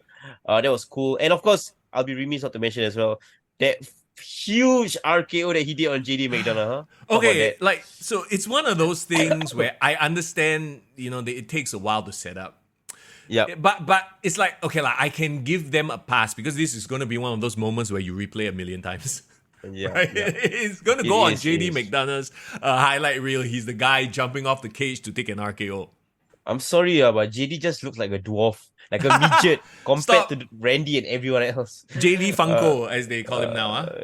Dear God, yeah. Yeah. I Okay. just yeah. The thing is, right, okay, with that whole spot, the thing about the RKO is it's awesome because it's done out of nowhere, right? Yeah. Like when he did it, I still think that the one he did to Evan Bourne was better because it came literally out of nowhere. The one he did to Seth Rollins at WrestleMania, out of nowhere, through the stomp. Yep. This one, they literally held him, okay, we throw him, you RKO him, okay, come, throw, RKO. I was like, okay, like we all saw that coming. You know, it still looks spectacular, don't get me wrong, but it is not the essence of an RKO, which is out of nowhere. Yeah, I mean it was a fun spot lah. I think that you can say that it felt like, remember that Wolf of Wall Street scene where they were throwing midgets into the Stop calling him a midget, bro. No. Okay, it was a great match lah. I mean the RKO on that Oompa Loompa was amazing. Yeah. Oh. Okay, but okay. Pop To bring out your Funko, point, bro. Hey, to bring out hang your on. point earlier. Yeah, hey, hang on. Let me. I have a thought in my head right now. yeah. Just say it. Because you know all the wrestlers, they also have Pop Funkos, right? Does JD Yes. McDonough actually have a Pop Funko? Because that would be way too fitting. No lah, he just put his head inside a box and it's like, okay, here's Okay, my go back to merch, your thought. bro. Go back to your thought. You are damn bad. Okay, no. Okay, you was talking about playing devil's advocate. Yeah. Was Randy's return overshadowed, right?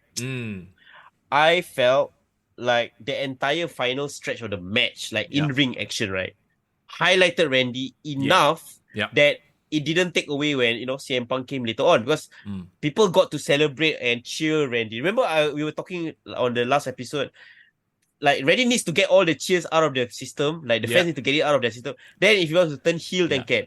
You're right. But here's the thing. The whole time, and maybe this is, good booking or it's just Randy, right? The whole time as they were celebrating, I'm like, is he going to RKO somebody? I feel like I was just waiting for the RKO to happen. You know what I mean? Yeah. I mean, he got that mischievous look in his eyes. Yeah, like, and we know his reputation, right? I'm like, it's coming. It didn't happen. And on hindsight, there's a reason why it didn't happen. Because they were saving the biggest swerve for right at the last second. Yeah. So I think overall they did the match great. To me, it was my favorite match of the show. By far.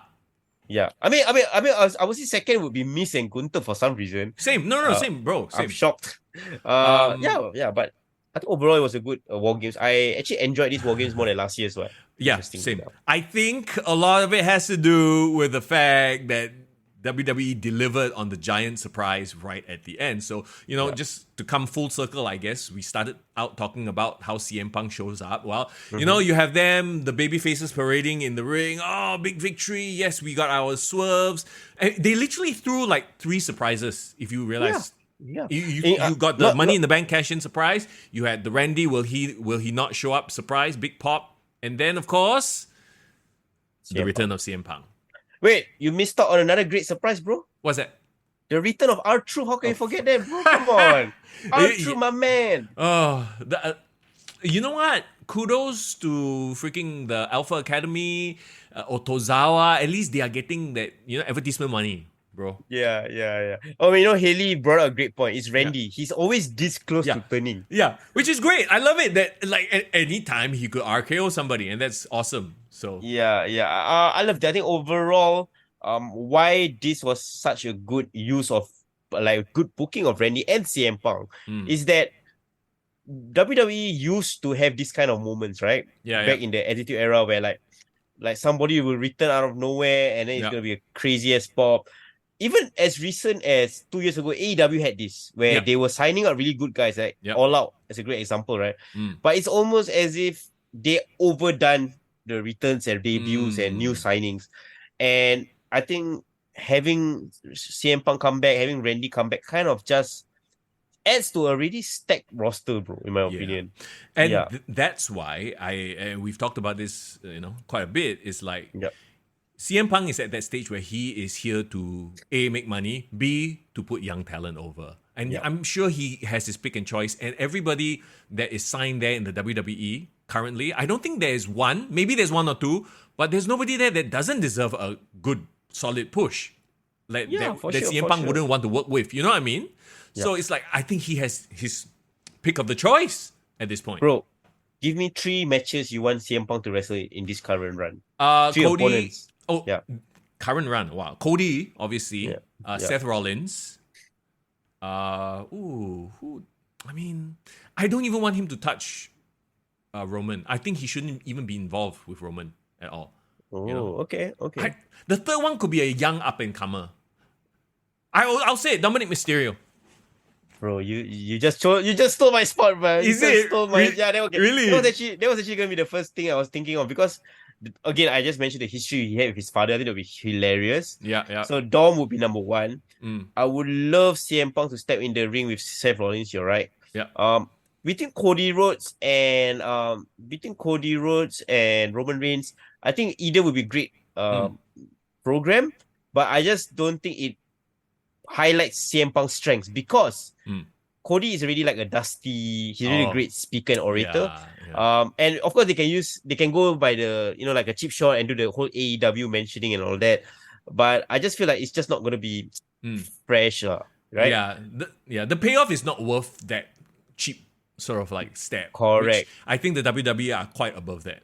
Yeah, and Roman Reigns, I think if Roman fights CM Punk, Roman's still gonna go over. It's not gonna be interesting. Probably CM Punk is just gonna go toe to toe in terms of the mic. Yeah. But I wouldn't enjoy it that much. That's one person I would think would be a very interesting matchup, bro. Wait, hang on. Before you go there though, you forget that with Roman Reigns, CM Punk doesn't need to go up against Roman Reigns on the mic. He would be going up against Paul Heyman on the right. And that is interesting. Chills. Nipple chills. Let's go. Okay, you know what? CM Punk as a heel against LA Knight. Oh. The mic promos, bro. I mean, technically, we saw that a decade ago, CM Punk versus The Rock, but LA Knight, that's just going to be so interesting. Well, you know what? The good thing about the WWE is right now, all these possibilities are on the table. And all the quote-unquote dream, AEW is talking about dream matches all the time. It's like they are sort of like, what do you call it? Like, unless you're a hardcore fan type dream matches, Like, WWE legit has the dream matches now. It is true. Okay, guys, let's wrap it up. What are your number grades, or what are your, out of 10, your alphabet grades? What about you, Mr. Young? I will give it, here's the thing. Originally, I would probably have given it an 8. But because of the CM Punk, he came in right at the end there. It's like, when you do your exam last time and you're like, oh shit, this is going to be mid. Okay lah, barely pass. Okay lah, quite good lah, huh? And then that last question, it's the question you've been studying for 5 weeks already. That's it. I nail it right now because that one, yes, that's the one that gives you the freaking, puts you over the top. I would give it a 9 because of that last thing at the end. Amazing. Okay. I want to use a very naughty analogy, but I think I'm just going to refrain myself from using it. Come on. Now that you put it out there, you have to say it, bro. You cannot just leave us hanging. Okay. I would give this whole pay-per-view, because I'm going to compare with AEW Full Gear, right? Why would you compare with AEW? In terms of a marking benchmark, if AEW Full Gear was a 6.5 for me, right? Yeah. I would say this is an 8.5, right? Why I didn't give it as a higher mark is because, to me, Rhea Ripley and Zoe Stark was a throwaway match. Not good. I felt like as great as Miz and Gunther was, I still stand by my opinion that they should have had a better opponent for Gunther. And Santos and Dragon Lee just felt like it's a great match, but it was a great match that should have been on a TV segment on SmackDown. No stakes. If it was Carlito and Santos, if Rey Mysterio some drama, then maybe it would have been more. So that took away all of that. That it would have been 8, like you said, for me, if it was just Randy returning. But the extra 8.5, it's like you found like the perfect way to end a story, right? And then suddenly somebody come in and just give you that little Like just that little, What was that? What the fuck is this? just that little tinkle of an Easter egg, lah. Yeah, like, hello, I'm here. Yeah. Okay, it's like, okay, let's give a very PG answer to it. It's like a Marvel movie that was really, really, really good. It was, bro. It was literally a post-credit scene. Yes, it was a post-credit scene I was trying to talk about. You're so it's right. like, okay, what was your favorite post-credit scene of all time? I have one.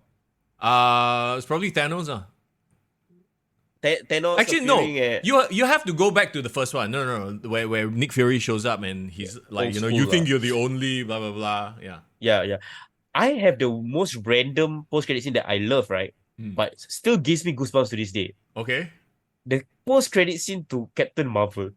It's so random. Do you remember what that was? Oh, it's the one where she shows up after Endgame, right? After everyone's been dusted.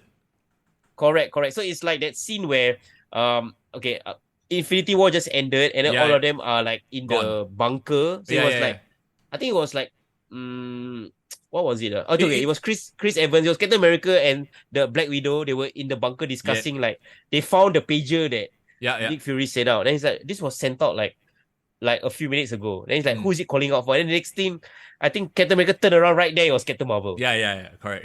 Yeah, and then because that got me hyped because oh shit, Endgame's gonna happen and Captain Marvel is here on Earth. Yeah. Right? Yeah. So it didn't do much, as in like in the context, but when you know, oh shit, what they're capable of, what's the possibilities. Yeah, that's why I got that. Yeah, I mean, at the end of the day, that is the whole point of a post-credit scene, right? Yeah. This is the tease for things to come, and definitely like in terms of, let's talk about the booking and the structure. I think Paul, Daddy Papa H booked this perfectly, don't you? Yeah. With all the returns that were happening, he could have overdone it. He could have had Randy Orton return, and then he could have had it overshadowed by CM Punk's return. Mm-hmm. Yeah. One interesting thing, I think Fast brought it up right on the chat. Technically, CM Punk is still the champion on the other show, bro. He could do the whole real world champion gimmick. He comes in with the bag, Oh my god! And he teases the fact that the AEW title is in that bag. Yeah, I'm the real world. I mean, they've done this before. Remember, Ric Flair, real world champion. Maybe they can't show the title but this is pretend only Oh, and then like DK is just like, I'm gonna sue them. As soon as they show a bit of a piece of an AEW belt, wow. Sue them really. Cannot. No, and that's probably like, we talk about his first feud would be with Seth Rollins, right? And the video that you posted of Seth Rollins looking angry that CM Punk showed up, I'm like, okay, well, you got there champion versus real world champion. Yep. I mean, what a great way to end the year, bro. Like, it's really a great way to end the year. And early Christmas present for you, huh? Yeah, December is supposed to be a down time for wrestling, but this is gonna be really interesting. Like I said just now, I don't remember being this excited for the lead up to Royal Rumble and then subsequently the lead up to WrestleMania. It's gonna be crazy. And then Elimination Chamber, sure. I know some of you in chat going to Perth as well. Have fun at Elimination Chamber. Fingers crossed, I might be able to do it, but we shall see. Imagine Theory came out dressed as Punk. Why would you? Wow, can you imagine they troll Chicago, troll you like that? No, I think the fans will legit riot, man. Chicago fans ain't gonna give you a shit for that, man. Ryback's like, feed me, please. I have no job. You know what? It's a great thing that this is the season finale, but it's also kind of a bittersweet thing because, like, oh shit, can you imagine in this week that we take a break, or in this next coming week we take a break, freaking CM Punk cut a promo all. Yeah. Oh, we're gonna miss all of that, bro. Bro, we might have to make a return. Just saying. Mic drops. Mic drops, huh? But there is a thing of a certain end of the year special that we might be doing. So yes, of course. So we can always talk about it then. Yeah, we can talk about it then, right? In the meantime, since we brought it up, can you guys please give a shout out to our Patreon sponsors? Finally, our tickers is back. Yes. The tickers are back. Took a week off, but the ticker is back. Shadow, Rishi, Div Royalty, Irvin, Doc, Saleh, Fast Game, thank you so much for keeping the lights on. We appreciate it. We have a Patreon in case you didn't know. You can check it out in the description. And of course, any support is greatly appreciated. And later on, if those of you who stay back after our review of SPW, we do have something special for our Patreon members. please stay tuned for more details. And if you guys want to be in on the air, you guys want to join us for a very special thing that we're doing this December, Yes. sign up to our Patreon as well, guys. Absolutely. In the meantime, okay, that will wrap up the review for Survivor Series. I can't even oh my god, I feel like we could talk about this for another hour. Really, I know, but really. but we also have to cock tease the fans as well. We can't give everything away, right? No, yeah, and we have to go, enjoy our Sunday and talk about other things. In fact, let's talk about this past Friday. You were there. Unfortunately, I couldn't be there because of work, but SPW's Viva La Lucha! Lucha. I mean, I think is this the time to start wearing this for my entire review? Actually, okay, just wear it now and see how it looks. I want to see a Lucha Foreign. Okay. Mr. Young, can you keep the fans entertained while I sure. put on my mask? All right, so Foreign was at the Viva La Lucha event by SPW there, of course. The main event, Samurai del Sol, formerly known as Kalisto. Look at fanboy Foreign there with the mask he bought. And we're going to get a glimpse right now. It's going to be Singapore's Excalibur, ladies and gentlemen. Singapore's Excalibur right now. Foreign is in the building. La Forando. Is that you? Is that your luchadores name? La Forando. How do you even say the foreigner in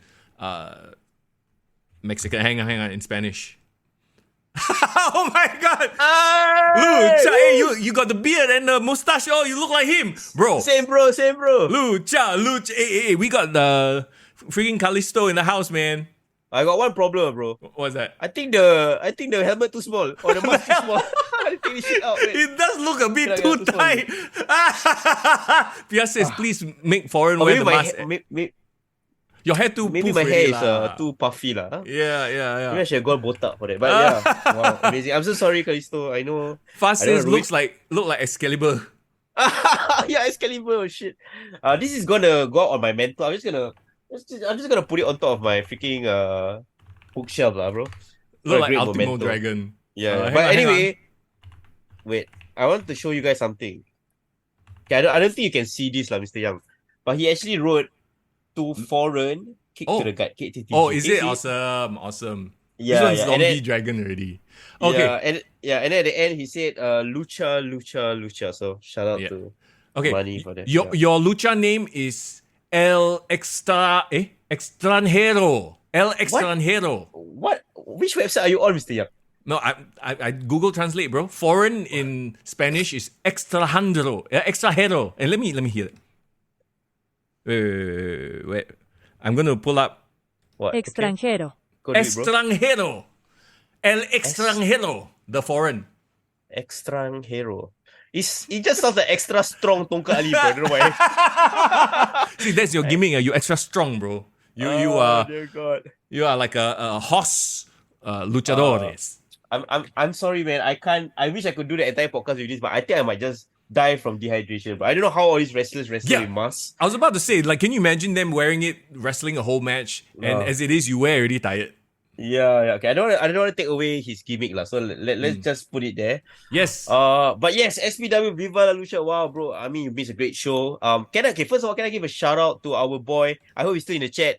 Fast Game actually tag in for you, Mr. Young. He actually joined me. Yeah. He showed up at the last minute like Randy Orton. No. I mean, I think he showed up like maybe he cut a deal with me like probably like a day or 2 days before. Oh, okay. He did a CM Punk lah. So, I mean, it was a pleasure to meet up with you and get to know you fast in person. The guy is actually a bit older than me, and he has a kid. He's married and has a kid. But he chose to chabu all that to spend the Friday evening with me, bro. Hey, don't say like that. Don't say, he is a supporter. He's a fan of pro wrestling. He loves wrestling, yeah. But very funny enough. I have to ask you, are you still playing AEW Fight Forever or not? You asked me that question. Who is playing that game still? That's my question. Yeah.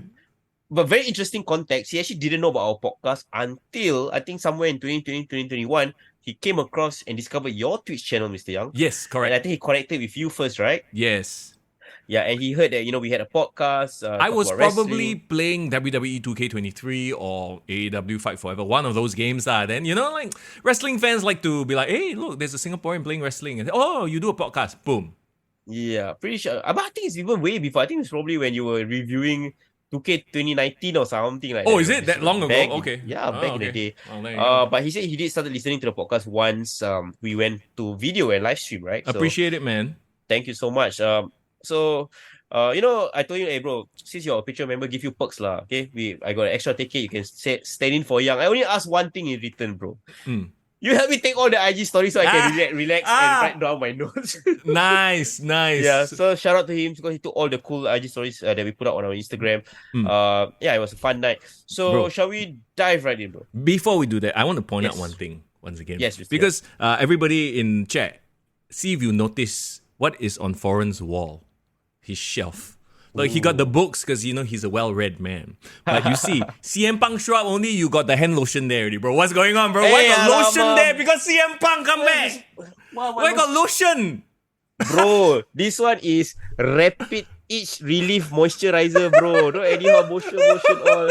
Hey, relax. Can you see what it says? Formulated by the National Skin Center, bro. Please, this is a medical lotion is lotion. Hand lotion is lotion, bro. It's no judgment. You pan to the left, probably like a mountain of tissue paper. Because CM Punk. After that, beside it got my Quran. What my holy Quran, please. Okay, anyway, on I'm just like looking. What exactly can you see on my? Yeah. Okay, I see books. It's all good books, bro. It's all even your camera now is like, oh, I'm so like awkward.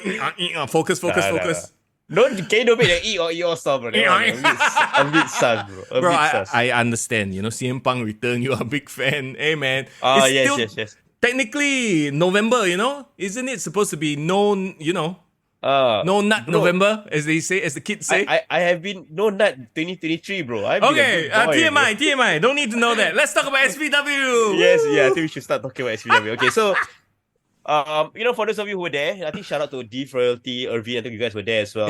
This is SPW's 11th anniversary. I mean, shout out to them. They've been here. They are the OGs on the local wrestling scene, right? And 11 years, I think, running a business and wrestling, no less, is a pretty great accomplishment. So shout out to Statement and the rest of the crew over there, right? So running down the card, I mean, can start off with the first match. It was straight away. It was the SPW Championship. Singapore Championship, I mean, between Black Arrow and supposedly it was supposed to be Shivam. Shivam is the Singapore champion. Yeah. But as Black Arrow made his way to the ring, everyone was hyped. And suddenly Shivam cut a promo from the Titantron, bro. Saying that he was too good for this shit. He was saying that, why Black Arrow need to get another rematch? He should go to the back of the line. I'm not giving him a rematch. Yeah. But I don't know whether it's because he's getting married soon. That's why he's back in Thailand making plans. I don't know. Maybe that's the case. But he handpicked his own protege to replace him, bro. Okay. And I had no idea who this guy was. And the crowd also as well, because the crowd was chanting, "Who are you? Who are you?" Yeah. But so his name is Jonathan Johnson, bro. Talk about a wrestling name, JJ. Jonathan Johnson. Okay, who the hell is this fella? He's from Setup Pro Wrestling, so I feel like he's probably one of the young ones or like one of the up and coming stars in the Thailand wrestling scene. Yeah. But the crowd hated his face because he just had this he looked like DJ Art a bit. He got a VJ Art face, that very pan Asian look. Right. Yeah, but I think the crowd hated the fact that he's quite good looking. I think he's like, alamak, why this guy? Okay. And, so I think the crowd was like just shitting on him. He's literally, if a jobber came into the ECW arena, you know what I mean? Yeah. The crowd just baying for blood, bro. And literally the guy who's supposed to be the champion didn't show up, and then you just fight this fella. Like, of course, he's gonna get booed, right? So I think it was a perfect way to just get the crowd amped up or riled up. We talk about how great Black Arrow is. I think his babyface fire, the way he fights is really, really good. Yeah. And he won with a frog splash. Ooh. Very interestingly, the Singapore Championship is being held by a wrestler not in this SPW promotion. Yeah, so I think the chase for that title continues with Black Arrow, I think, hoping to get it back. Fun way to start. And one thing, Fazio has never been to an SPW show before. Oh, really? Yeah. So he was having a ball of a time. I think he was relying a lot on me to kind of fill in the gaps, the knowledge gaps. But he kind of knew that who they were, and he kind of enjoyed this match as well. So shout out to him. All right. The next match.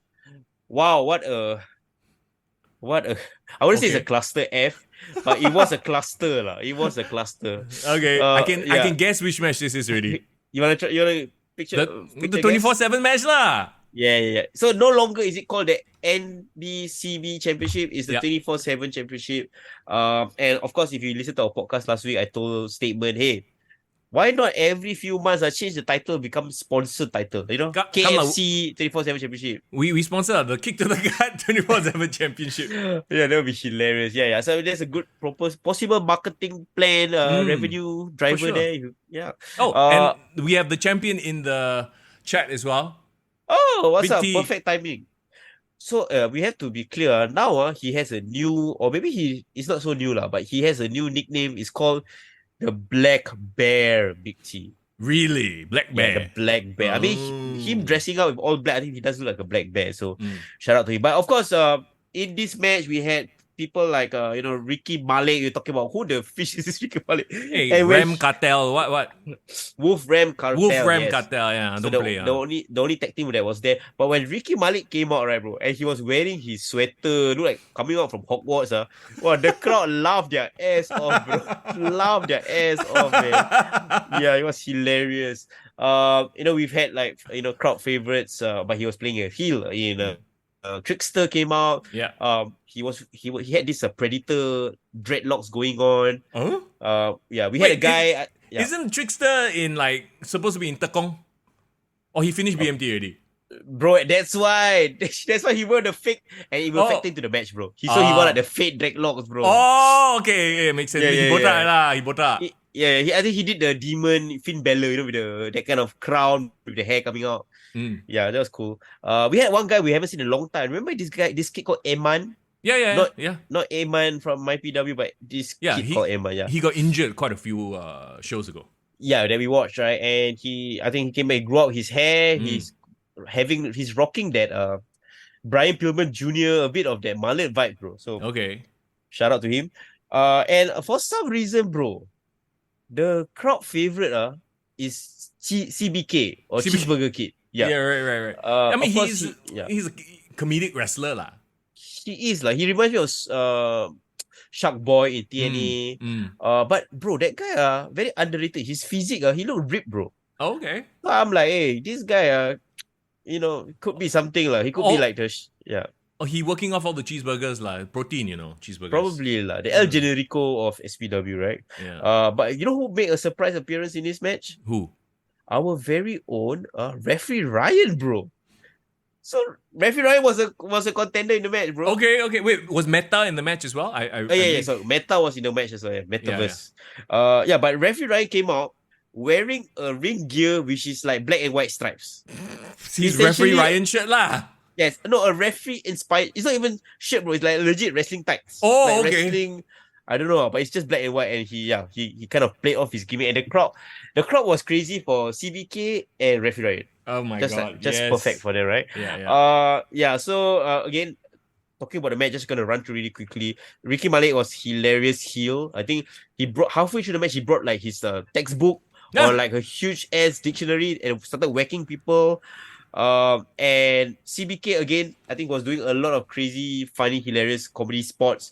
By the end of it all, the last man standing was of course Big T. I think Big T kind of weathered the storm of everyone trying to go after him. But funnily enough, right, bro, even though in the match he retained, right, but shenanigans happened post-match, bro. Okay. Yeah. So this guy, when referee tried to steal the pin from Big T managed to evade it. He became the champion. And as Mr. Froys, our dear SPW announcer, was like busy kind of like, announcing who's the champion. He was raising his hand, blah, blah, blah. This fellow announcer goes schoolboy pin him the title, bro. The fellow announcer? No, Froys, Mr. Froys. Oh, Froys. Oh. Schoolboy pin freaking Big T. Okay. And he became a champion, and he was like, I'm the champion already. I don't even need to announce the rest of the show. I can go off, blah, blah, blah, get my grab, blah, blah, blah. He was cutting a ring promo, and then all of a sudden, the second ring announcer, Mr. Darren, also schoolboy pin and got the title back. Oh my god. And then, he was celebrating the title. It felt like a whole segment out of WWE.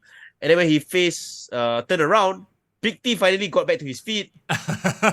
basically maul and kill the fella and Yeah. got back the title. So it Nice. was just a merry-go-round of the title switches right there. There you go. I mean, it is the 24/7 title after all, so you always got to be on the lookout. Yeah. So it was a fun, harmless way to get the crowd into the match, right? Sure. Yeah. And the next match, bro, the Horrors facing off against CK Vin. And remember last week, statement said like he has a surprise opponent, surprise partner. Yes.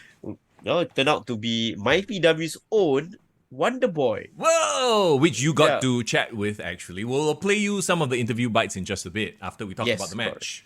Yeah, so again, very, very funny dynamic because of course Wonder Boy is kind of like beloved and the crowd loves him. But he is partnered with the most hateable CK Vin ever, right? Yeah. Oh, and gotta give a shout out to CBK, bro. He has been bulking up, bro. CK Vin, you mean? Sorry, you keep calling him a CB kid. I keep confusing the fact. Yeah, but CK Vin has bulked. He's doing a Randy Orton, bro. He got jacked. Nice. So good for him. I think he's really trying to. I will build him the evil Trexers, lah. Okay. He's really becoming the evil Trexers. So good for him on that. Yeah. This match I think it was just essentially almost like a squash, lah, because. The Horrors, I think they are very new in their return, reforming once again. They work their gimmick really, really well. I think a lot of the fans kind of started to enjoy a bit of the Butcherman shenanigans. It really. I think the thing about the Horrors is they are such a veterans at this point in the game that they wrestled such an easy, simple match, but it had the most crowd reactions. Does that make sense? Yeah, no, it makes perfect sense. And we talk about this all the time in wrestling, right? It's like, why do 10 million moves when you can just build your character, have a connection, so that when you do a quote-unquote simple move, it gets over? Yeah. They had awesome tag team spots as well. I think they really showcased their tag team maneuvers and all their signature abilities. But this was just a squash. I mean, poor CK Vin. Squash. Was it like legit a squash? Like it was just one-sided? But it was an extended one-sided beatdown. Okay. It was. But again, I think the Horrors are aiming and gunning for bigger and better things, right, Mr. Yang, based on our interview with them. Yeah. Big T brings up a very good fact, a very fun fact. Butcher and Wonder Boy are on the opposite brackets for a MyPW title, which they actually talk about coming up in some of these interviews. So, okay, first of all, let's check out your chat with Wonder Boy right here. Foreign in the building. We are here live right at the SPW Viva La Lucha. I'm here with Wonder Boy. Nice to see you. What a surprise! I know, right? I was trying to keep it a secret. I was uploading all my stories, right? Trying to lie Look to at everyone, his but nah. I think cute face, smiley face. So I want to find out. I'm very curious. How are you and CK Vin somehow in cahoots? Are you guys friends or something? What's going on? Well, he just needed a partner, man. He just messaged me asking, and then I was like, okay lah, I'll come lah. And then I see like, I'm fighting Butcherman. I might be fighting in a tournament, so I'll just go see what he's up to, you know. Sadly, I lost lah, but at least I know I can. No worries. Okay, but something's very funny because you are a lovable guy. You know, I consider you one of like the most babyface characters I know. But CKV is kind of like a asshole lah. I don't believe you just call him asshole. So like, and how does that dynamic work? I think he's a bit mean lah, but okay, he's alright lah. He's alright. Still okay lah. Still okay lah. I understand what he's very he can be quite rude lah, but alright. I guess it's just between the both of us. I think we are friendly. I get it. Okay, cool. Okay, so tell me more what's happening on the MyPW side. Because I saw there's some tournament that happened recently. Can you tell us more what's in the future for Wonder Boy and with the tournaments coming up? So regarding the tournament, the tournament started at the last, I think, a few months journey to goal. Okay. So there was how many? The Butcherman, Jonathan, they were all in the show.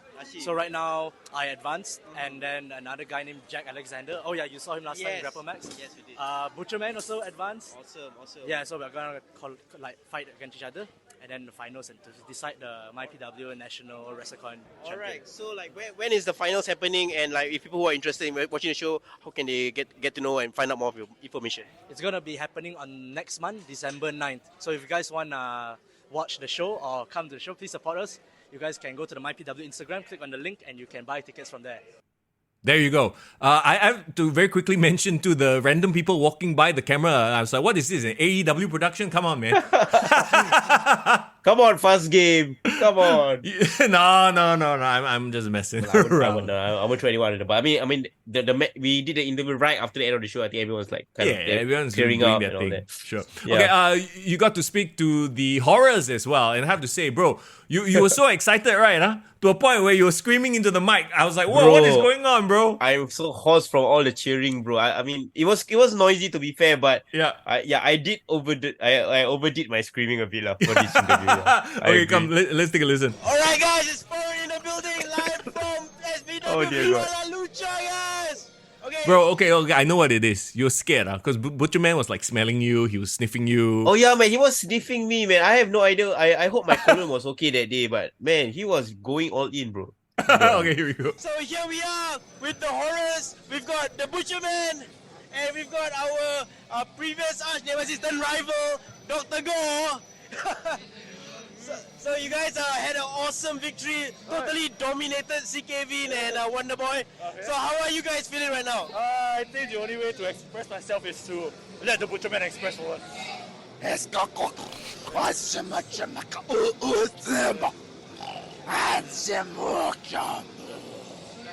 don't forget that thing, that thing. You got all of that, right? Yeah, I get it. Just in case to the lovely viewers and fans of King to the God, if you didn't really understand what the Butcher Man said, he basically said that was the sweetest victory. Coming back from an amazing long excursion for myself and for him, constantly rediscovering and making waves in Southeast Asia. Tonight's meat was delicious. All right. Yes. Okay, last question. Okay, of course you had your own excursion in Japan. You've been out and about in parts unknown. Now that you guys are back together, what's the goal for the horrors right now? What's the goal for the horrors? Chris Brooks, Masa Takanashi, Omaiwamu, Shinderu. Chris Brooks, Masa Takanashi, I spent a lot of time in Japan learning from you, and you have taught me to do my best and to really create waves and believe in myself. So the only way to prove that I really believe in myself and I believe in Singapore Pro Wrestling is to take those belts from you back to Singapore. Awesome, we can't wait. Thank you Best so much, Doris. Wait. Oh wait, what's going on? Good job. I'm kind of hungry. Okay, guys, bye. You got eaten, bro. Okay, by the way, I actually had to Google it, right, when Butcher said Omae wa mo shinderu, whatever that was. That actually means, translated, you are already dead. Wow. Yeah. So I had to Google that. Apparently, it's a famous saying, I guess. I don't know if it's in anime or if it's a song or what, but yeah, apparently it means you are already dead.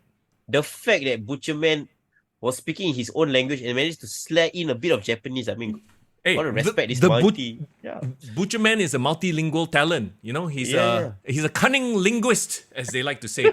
I wonder though, do they offer butcheries as a language you can study on Duolingo? Oh dear God! I mean, I would like to learn the language. Whether it's Duolingo or Dua Lipa, I mean, nothing was lost in translation there, man. I mean, I survived the cannibalist attack. Yeah, thankfully. To still be here today to talk about the match, but as you can tell, the horrors have their sights set on a big matchup, right? Oh yes, So, yes. yeah. They want to win back the titles after all, the tag team titles. But okay, let's move on to the next match then. All right. So after that, I believe the next match was the four-way championship. For the 0-1 championship. So this is actually a Japanese promotion. And the champion, he's an Australian guy, Chris Weiss. Yeah. So remember we talked to statement about how wow, this guy's a jackass, a jacked fella, a jacked fella. I don't believe you just called him. Dude, did he look like Johnny Sins in real life? Okay, first of all, he reminded me a lot of he was giving me Snitsky vibes. He was giving me Heidenreich vibes. Okay. He was tall, built. I would say he's even bigger than Johnny Sins, bro. He's not even Johnny Sins in terms of baldness, yes, but was he bigger where it counts? Well, there was this one spot where he kind of hung his title from his front, and he let it swing a bit. Okay. Yeah, so I think he kind of alluded to that as well. bro, have you watched Johnny you remember Sins? this- No, I No. I hope you haven't lah. No, bro, okay. I would compare him to who or not? Do you remember 2003? There was this Australian wrestler, short run in WWE. Nathan Jones. Yes, I remember Nathan Jones. Yeah, he reminded me exactly of Nathan Jones, bro. Wasn't he involved in that Big Show Undertaker match at Yes. WrestleMania? WrestleMania 19, yes, he Yeah. was really a scary character. He was like Yeah. a guy who broke out of Australian prison, but he just never lasted that long. Chris Weiss had that vibe because he was tall, he Yeah. was jacked but tall. Like he was Okay. at least a good 6'3", 4" around there. Mm. He was the first guy that when he came out and the crowd was like, whoa. That's legit. Okay, that's a wrestler right there. You know what I mean? That was the Yeah. kind of first impression. And he was up against a bunch of meat, in Destroyer Dharma and BGJ. Yep. They were both there. And of course, our favorite Ho Ho Lun smack that right in the middle of all this meat, bro. He's the lettuce in this triple beef patty burger. He's just the Yeah, lettuce, yeah. the poor guy. You're like, oh. He's the lettuce, he's the spaghetti, but he was in between all the meatballs, bro. So this match I thought really showcased Ho Ho Lun as a wily veteran. I think he exactly how we kind of mapped out in our head how this match was gonna go. He was there jucking and jiving, kind of stirring shit here and there, causing people to kind of fight him, and then he runs away. Yeah. But he was just very well he's believable. He felt like a mischievous leprechaun, right? That's the vibe I was getting. It's But interesting too with Ho Ho Lun, right? Like he has played the heel and the face in SPW shows. It's just like, I mean, it's the nature of indie wrestling, right? Like there isn't sort of that storyline, overarching storyline that you have to follow. It's like what the situation calls for on that night, and he was, to your point, playing the face. Yeah. He was. I think I started to appreciate a lot of Ho Ho Lun's moveset and how he approaches wrestling, especially after I saw this match. Every single time Destroyer Dharma and Chris Weiss was matching up, the crowd was like shouting a lot of meat, bro. They were loving the horse battle between both of them. And don't count out Big Good Jack as well. I mean, he took a lot of crazy ass bumps and chops from Chris Weiss, but he was dishing them out equally as well. Okay. Yeah. So I think clearly he's the youngest guy in the ring, but he never once looked out of place. So much respect to BGJ. And of course, Vice eventually got the win, defends his title, retains his crown. But I would love to see more of Chris Vice in Singapore, because every time when I watch a wrestling show, and then people will say, they all look like normal size people, what's so interesting about it? And then one time Destroyer Dharma come out, one time Chris Vice come out, and you're like, oh wow, okay. Yeah. Those are the kind of people that stand out from the crowd. So respect to him. Yeah. Yeah, okay, so that was the 0-1 championship. Another championship was on the So wait, line. hang on. Chris Weiss retained lah. Yes, correct. Chris Weiss retained. Again, so the next match, another championship on the line. Aiden Rex, right? SPW champion, Southeast Asian champion, versus Zombie Dragon, okay, bro. Oh, okay. What was your impression of Zombie Dragon? Obviously, I've never seen the guy before. They were talking about how he's a high flyer, right? Yeah, kind of. I mean, he's quite athletic guy. But the best part about the night, right, was when this guy started coming out to the ring, the whole crowd started singing Zombie by the Cranberries, bro. Zombie.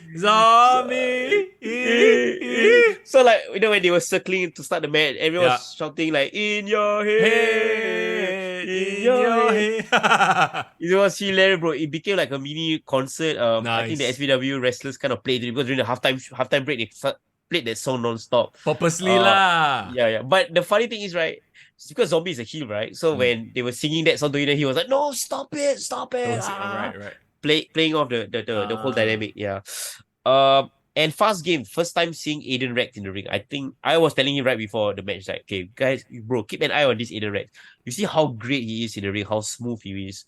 And I think Faz was really impressed by Aiden's athleticism, his technical abilities.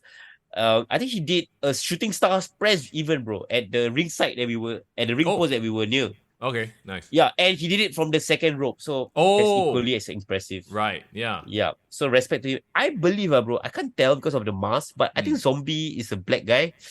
But he wrestles in DDT and like Japanese promotion. So he's probably like a gaijin there in Japan. I have no idea. Okay. But he has a cool mask lah. So at Mm. least he stands out more than a bunch of luchadors with the same vibe. So Right. it is what it is. So yeah. Wait, I thought he was from China. He's from Middle Kingdom Wrestling, what I thought? Taiwan? Was it? Where? I don't know. But he did wrestle in DDT here and there. I believe he did have a match in DDT. Okay, probably, yeah. One of these Yeah. journeyman wrestlers, yeah. Yeah. So the match ended with a couple of great, beautiful grappling transitions from Aiden Rex that you come to expect, right? He transitioned to a near rear naked choke and then straight away to an armbar, getting the victory. And my takeaway from this match was the crowd was a mini concert. This was the whole vibe of the match, right? Right, yeah. But I think he was a great I know he's the champion, but of course, because of who we had in the main event, he kind of had to be lower on the card. But Zombie Dragon was actually a good fall for Aiden Rex, and Aiden Rex came out looking great lah. So kudos to him. Nice variety, by the way, in the match lineup. We talk about not having the same types of matches all the time, right? Like you had your meat just now, and then now you have your high flying / technical match. Yeah, I mean, I think even Samurai said in his interview with me, we'll show later on, that he was really, really impressed by the variety on the show, and he actually watched every single match from the start. I loved his interview with you that we're gonna play in just a little while, but I was like, what a company man. Like, I don't know how much of it is like he's angling to get brought back to SPW or what, right? But like I'm like, wow, he really either that or he was really impressed. Yeah. And the thing about him, when I kind of the vibe I got from him, he really is a genuine guy. Like he really is a genuine guy. So I felt that this is really what his true thoughts is about the show and the card and the promotion overall. Yeah. Okay, 2 more matches, bro. 2 more matches. Yep. Okay, so this was Fast, his favorite match. Don't tell his wife. I know already. It's Alexis Lee versus the Yumi. Let me try and pronounce it. Kami Fuku. Kami. Yeah. Somebody said this to me on the chat. I think it was Jason from Brunei. Yeah. Shout out to you, bro. If you pronounce her name right, but you're Malay, right? Kami Fuku sounds like a very, very different thing, bro. Ayo, why? Because Kami is we, right? We? Uh-huh. And then we fuck you lah.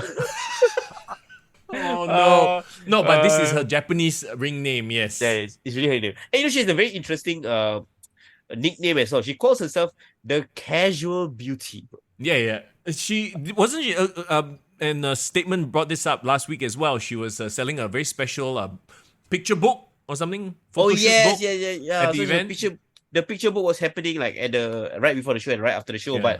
But I've been given very clear instructions from my girlfriend to not have any interactions other than with Fast Game. So I was. Is this kayfabe or is this shoot? Like, you working or you shooting here right now? No. I mean, I want to be respectful. I mean, I respect her in-ring ability. Yes. I can respect her from afar, from a very far distance. Yes, absolutely. Yeah. So any picture books, I think I gave it to more deserving people who wants to buy it and enjoy that. Yes. Please talk about the match. Okay, so of course, Yuki comes from Tokyo Joshi Pro Wrestling. So for those who are unaware, I think they are like the second biggest promotion, I think, after Stardom for women's. So she has some pedigree right there, but I would say she is not as new in the ring as Alexis. I feel Alexis has been a veteran right now. Yeah. And statement mentioned that Alexis' ranking in the PWI is higher than Yuki. Yeah. So she was leading the match throughout. As the reigning champion and defending champion Alexis Lee, she was doing a lot of heel tactics. I think she really has embraced her heel role. But Yuki, of course, was a crowd favorite because she was utilizing a lot of leg-based offense, as I would say, right? Leg-based offense. Is it like Stacy Keibler style? Like showing off the legs? In a more evolved way, bro. She was doing Fame Esser. She was doing Rough Riders. Okay. And she finished off the match with a split-legged leg drop from the top rope. That was pretty dope. Oh, wow. Hey, Fast Game says she was available for post-interview, but Foreign Dai don't want. Are you serious? No lah. Not that I don't want. I felt I had enough content for the podcast, bro. Okay. Yeah, enough content, Fast. It's not he don't want. I can't tell whether she can speak good English, so I She don't, can. I never really asked. I She? checked out her Instagram account for work purposes. to For work purposes. Yeah, before we talked about SPW with statement. Hello, Mr. Young does his research one, okay? All right, And so she she did can- an she interview could and have done her a- English was fine. Yeah, Oh, really? yeah. Oh, dang. Oh wells. Oh, wells, I guess. You could have gotten the book for at a cheaper rate, maybe. Anyway, the match. Let's get back to the match. I spent my hard-earned money on this instead, huh? Okay. So yeah, you know. Yeah. Okay, anyway, back to the match. Yes. Wait, let me get this straight. Instead of getting the bikini models photo shoot book, Yeah. you bought the lucha mask, Yes. and you have the hand lotion at the back after CM Punk return. I mean, y'all make your own connection. National Skin Center, Mr. Young. This is a medical thing. It's for my eczema. No, I don't have eczema. Inventing conditions just to get out. No, legit. Okay, can I be really, really honest with you, bro? Sure. Can I be really honest? When I do the podcast, right? Remember last time I did the podcast and there was like a white background at the back? Yeah, because that was on my side. That's on the bed that I sleep on. Yeah. So this area is actually my dad's area. Oh. But I share the bookcase with him. So you have his I was book about and to my say, book. it means the book's not yours, ah. Half of them are not mine because I mean the Holy Quran. I mean I do read it, but not as much as my dad, lah. Okay. Yeah, so I don't use this as much as my dad. I just say. Okay. No, I throwing my dad under the bus. I cannot. Okay. Oh my god. Okay, Okay, the match. Let's talk about the yes. match. Let's focus on the positives, which is actually this Yuki defeated Alexis Lee and Yeah. won the Queen of Asia Championship, bro. So congrats to Yumi. her. Is it Yumi or Yuki? Yuki, sorry. Yeah, right. It's right. Yuki. I'm dying already. Bro, Yuki. So yes, Yuki with all her legs glory got the win. And yeah, I think the crowd popped for her. Like I think the crowd was really. They did, I'm sure. Yeah, they Lotion and all. they popped vigorously for her. It was amazing, man. If The Rock was, you know what The Rock would say? Uh, You sick freak.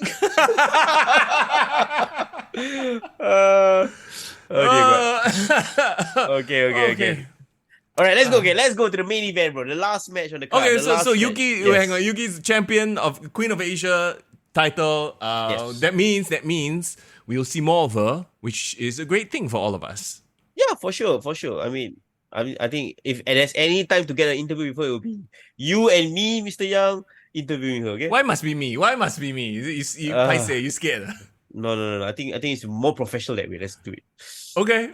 I mean, Yeah. hey, I've interviewed Playboy models before as part of my work. Yes, Wait, who and when and why? What's that? Actually, all I don't about? even remember her name, to be honest. And I don't Okay. think it was even Playboy. I think it was like, anyway, Okay, sure. it was more explicit. It was than in that. Singapore? It was in Singapore, yeah, because she was doing something that was outside of the realm of that. They'd moved on. Your boy is, part of the media, right? So it's very professional one. Are you sure it's not Mia Khalifa? Who? What? Wait. Excuse me, you the one, Mr. Oh, I don't know who Ray Lil Black is. Oh, I'm I not the guy. And then all of a legitimately didn't sudden, know. suddenly I one legitimately Mia didn't know. Khalifa come out. I mean, maybe that's my category lah. More than yours. I don't know. Oh my god, this podcast, this is what happens when we do season finale on a Sunday. All the things come out already, bro. All come out already. Yeah. Okay, okay. Anyway, wait. Can we talk about the main event? bro? Main Mr. event, Young? main Let's talk about the event. main event, okay? Ah, Okay. God. First of all, Samurai Del Sol, bro. I mean, what a get, right? What a- Former Kalisto in the WWE. Yeah, what the thing about Kalisto, right? I mean, let's talk about his run in WWE, right? Yeah. He started off as the Lucha Dragons with Sin Cara, and then in 2016, remember when WWE first had that first brand split from the past decade? Yep. He went on Raw and he started having a lot of really good intercontinental title matches, right? Yeah. He wrestled Ryback, I remember at WrestleMania 32, won the title. He had like a brief feud with Braun Strowman as well. Oh, that was when he literally got like murdered by Braun Strowman. Yeah, Wasn't he there a did, he did. dumpster involved or something like that? Yeah, there was a couple of dumpster matches, but I think he kind of put a good account of himself in that feud, like, in my opinion. I would like to think he would be doing much better in a Triple H, Paul Levesque WWE than he did in a Vince McMahon WWE. Like he was just at the wrong place. He was at the right place at the wrong time. Yeah. I mean, I love Kalisto generally, but isn't he famous for not being able to cut a promo or something? Do you remember? Was it him? Was it one of the other fellas? Like the one that he was unsure of the promo and he like kept laughing and then just walked away. He walked off. Was it him? Was it him? I can't recall. It might be. It might be. I think you are right. I don't know. Whatever. Anyway, that's in the past. Not important. Yeah. But of course, he had they reformed Lucha House Party. They they won the NXT Cruiserweight titles. He's been around, bro. For a guy who is like, he was released in 2021 in WWE, but in the 8 years that he was there, I think he accomplished a lot. So, again, I think after he left, he had AEW. He had a very, very brief run. Do you remember? Not really. But okay, I just Googled it, by the way. Yes, it was Kalisto during the draft of 2016. Yeah, that period. So I think maybe, unfortunately, at that point, he wasn't, like fluent, condition. Maybe. Yeah. The good lucha things promo, yes. Yeah.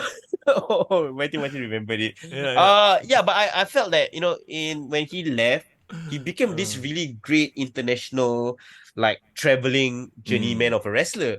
He had a cup of coffee in AEW because I recall he teamed up with Aerostar against FTR when FTR was the AAA Tag Team Champions. I recall this period. Right. Yeah. And I was surprised, why didn't he get picked up by like Impact or AEW full time? Because I thought he's a good addition to the team. He has great moveset. He's generally safe because of his WWE experience. So, it was quite a waste lah. And in this match, I thought like the crowd was super over for her. Like we were just shouting lucha the whole day. And statement was like there was dueling lucha and chants. Wait, so who was I guess Samurai del Sol was the face in this? Yeah, de facto babyface for sure. I think Statement was more of like the cocky hometown guy, trying to test them out. And before the match started, we had Samurai del Sol doing a split-legged pose on the top rope, bro. Oh, she was full on RVD vibes over there. But okay, once the bell ring, okay, so here's the craziest, most interesting observation I came from the match, right? They didn't wrestle a lucha style at all. At all. They wrestle like a pro wrestling, WWE pro wrestling style? Yes. Statement and Samurai also was kind of more or less the same height and build. And of course, what Statement said last week, he has never had a match with a luchador of the caliber of Kalisto. So I think maybe because of that, they didn't want to go full on high flying, jumping here and there. Yeah. I would be surprised to admit this, but the first few minutes of the match, Statement was dominating. Oh, cool. He was grinding down Samurai del Sol. Well, I mean, remember what Statement was talking about too. It's not about the high flying moves, how many flips you can do. It's about, getting that connection and making each and every move count, right? Yeah, for sure. I thought, he really grounded Samurai down. He was healing it up. Every single time, like, Samurai tried to do like a high flying move, tried to do a rope move. He kind of cut him off at the head. Until I think he did this really, really cool spot where, when a luchador will grab the guy's hand and then he will run up the ropes. Yeah. And then he did this super cool, like basically what Rey Fenix usually does, right? He runs to the top rope. He walks the rope a bit, then he just jumps to the second rope, then bounces up back to the top rope. Yeah. Flips around, does like a freaking arm drag or fly something. It was really cool because seeing it on TV, right? He did good lucha things. Yes, he did. He did. Okay, seeing it on TV and seeing it live, bro. Can't beat it, bro. Of course. But of course, you cannot have this every single time because you will probably be you'll be immune to it lah. But seeing it once and live, he pulled it off like once or twice. He didn't do it like every single offense, right? So really, really good. And I think the ending of the match, right? He did a Selena del Sol from the top rope. Oh, Yeah, so that was like a definitive ending. It was pretty cool. Yeah. Statement never once looked, out of step in Yeah. the match. I think they wrestled a very gritty match. I think His favorite what word. he was trying to go for. Yeah, his Yeah, favorite word, right? gritty. The sweat was flying, the chops were going everywhere. They even did that, that arm drag spot that we saw at Grapple Max, where both of them going for the arm drag and then they both landed on the ground. Right. They did that same spot as well, or maybe they really not say botch lah, but they tried to go for the move at the same time. Yeah. Very interesting to see how they recovered. So overall, I thought he reminded me of how Tajiri wrestles, right? He was. Well, I mean, he went and learned from Tajiri. In Japan, so that makes a lot of sense. Yeah, so Statement has really kind of dialed in his move set, kept it all about more of character and emotions, and Kalisto being the like the crowd favorite that he is and a recognized name that he was, I thought he really catered well to Statement. I think he didn't go all out because he wanted to kind of save up his moveset to complement Statement as well. So right. Yeah, that was really well done. But Selena Delso off the top rope was huge, and I hope his spine is okay, bro. Can you imagine doing that every single night? Yeah, because he lands on his ass, right? Yeah, he takes Like, an S bomb from the top rope. Yeah, and he's taking S bomb and he's like split his leg. So it's correct. Like you're jamming your freaking tailbone every single night. It's crazy. Yeah. Yeah, so I have no. I should have asked that question to you when I got a chance to talk to you. Yeah, bro. So how's your ass? That's the question you should have asked. How's your ass, sir? I should have asked that. But overall it was a good night. It was a solid crowd. Yeah. Saw new faces as well in the crowd. SPW has their home base. Comparing it to Grapple Max, they are different styles, but at the end of the day, pro wrestling is about building a connection. And I think they did a great job connecting with the crowd that night. Everyone. Yeah. Wrestling is thriving right now all over the world. In Singapore right now, in the WWE North American scene also. It's exciting times, you guys, and we are just so happy to be a part of it. Come, let's now check out the interview, the little chat you had with Samurai del Sol. Hang on, let me pull it up right here. Alright guys, it's 4 in the building. We are here live from Look at him. SPW Viva La Lucha. And here, who do we have here? It's Samurai del Sol, guys. Lucha, lucha, lucha! Awesome. Alright, I love I'm how getting the jitters right now because I actually saw you in like- 2015. I believe you Hang were here on. in with WWE. I love how genuinely excited, and he does have a very positive energy, doesn't he? Yeah. Like you can tell from the way he talks to you that he does. He is. He's the kind of guy that he really stayed behind and like talked to every single one of them. And he was really cool and nice. I didn't expect to get an interview with him, but I just hung around. Yeah. And I was just asking. I told him upfront, like, hey, I would love to interview you. I'm willing to buy any merch. Will you just give me like 2 minutes of your time? And as you can tell, it's not 2 minutes, but it's more than that. So shout out to him. Exactly. So okay, here is that. Wait, does he have like these Joker dolls or something? Why do these dolls look like Joker? Not Joker though. I mean, it's kind of his not a Funko Pop. What do you call it? Those like there used to be a name for it, right? Like Hulk Hogan fighting dolls. Yeah. But why does it look like Joker? Like, does he have an outfit that looks like that or what? He got a Joker cosplay, if I'm not wrong. Oh, okay. Yeah, but Anyway. pretty cool. Let's check out. Here we go. It's Foreign in the building with the man formerly known as Kalisto, Samurai del Sol. With the Lucha Dragons, and now that you're here fighting one of our own, the Statement, how do you feel about the match and how do you feel about your time here in Singapore so far? Well, right now I'm getting the jitters too because I'm getting jet lag. Ooh, wow. Jet lag. Oh, wait, no. But you know what? It's pretty cool because the first time I was here in Singapore, I was with WWE. I didn't get too much of a chance to sightseeing. Yeah. Now that I have a couple more days here and I leave Monday, sadly, but I want to explore, try the food. I love trying food. Anything you recommend, please let me know. Anything you guys recommend that you want me to try, please let me know. So yeah, I'm having a great time. The Singapore people, man, I love it. Yeah. Because the more I can feed off a crowd, the more fun that match is, and the more I can invest in anything. I can go crazier, or Yeah, you know what I mean. sure. So I can feel the people's energy. Yeah.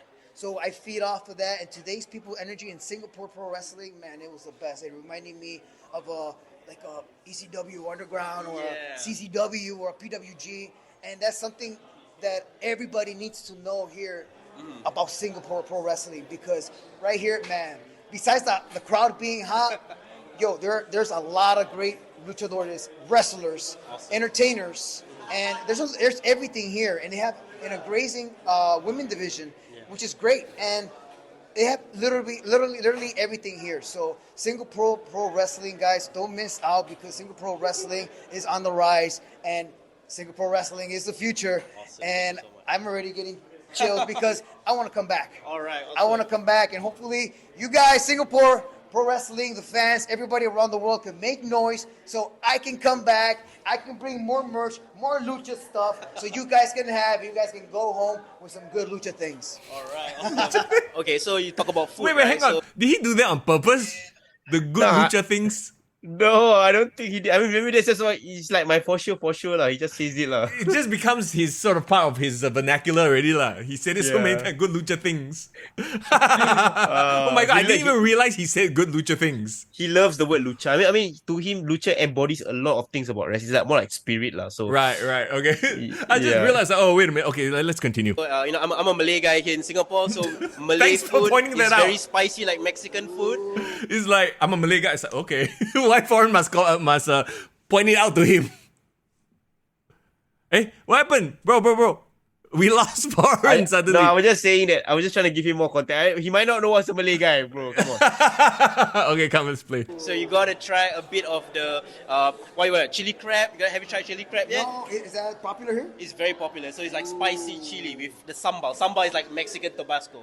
Oh, wow. So there was a time when Eddie Guerrero and John Cena actually came to Singapore. They tried chili crab, and they made a segment. It was on WWE. So I hope you try that as well. That is so cool. Awesome. Wait, hold on. I have to point this out, right? Okay. Chili crab. Chili is not sambal, is it? It's not what? No, it's not. It's Then not. how come you like connected to that? That's why I got a bit confused. Then I'm like, Ayah, bro. Just need to know that it's spicy can already. bro, but I have to call out your lack of food knowledge, bro. What sambal God. and chili crab? I wanted to give him like nasi lemak or something, but I'm like, no, maybe it's too hipster lah. Never mind. Chili crab easier. Bro, I would, nasi lemak is fine. Chili Chicken crab, rice. black Oh. pepper crab. But okay. I think all the food critics are all gonna kill me for this interview. yeah, lah. they're gonna come at you. They're gonna don't DM foreign, please don't DM. It was he did a lucha things moment. That's what I he am did. just a wrestling interviewer. I'm not a food critic, guys. Please. Oh shit. Okay, here we go. Let's continue. Okay, one last question. Yes, please. So statement said before your match, he said like, you are the first like full-on luchador that he's actually gonna have a match with, and he feels very excited to try that style because he never wrestled that style before. But how do you feel about like statements, wrestling abilities? Because we do have someone from SPW that actually came from SPW and is now in WWE, in Dante Chen from NXT. yes. So how do you feel about the level here in Singapore, and what advice would you give for any of our budding Singaporean wrestlers if they want to make it in the big leagues? Connect with the crowd. Connecting with the crowd, having people remember you, remember your name, remember your image, remember who you are. Awesome. If they can remember who you are for something, even a chant or even zombie, anything, does not matter. What matters is if they remember you, you're connecting with the crowd. So Singapore wrestling has a lot of characters here and a lot of great luchadores too, a lot of great wrestlers. And I saw a lot of great wrestling today. It was great because I saw entertainment, I saw characters, I saw lucha, I saw pro wrestling, I saw hard hitting. There's a little bit of everything here, and that made me hungrier too, because watching from the first match to the end, I watched every single match. Wow. And every single match got me hooked. And for me to pay attention, it takes a lot, because like my attention span is like so my attention span went whoop, okay, ooh, okay, and it's really hard for me to just keep attention. And SPW, it did that. So with any luchador that wants to go through SPW, just check out every wrestler here and just try to stand out, be different, and connect with the crowd. That's really good advice, by the way.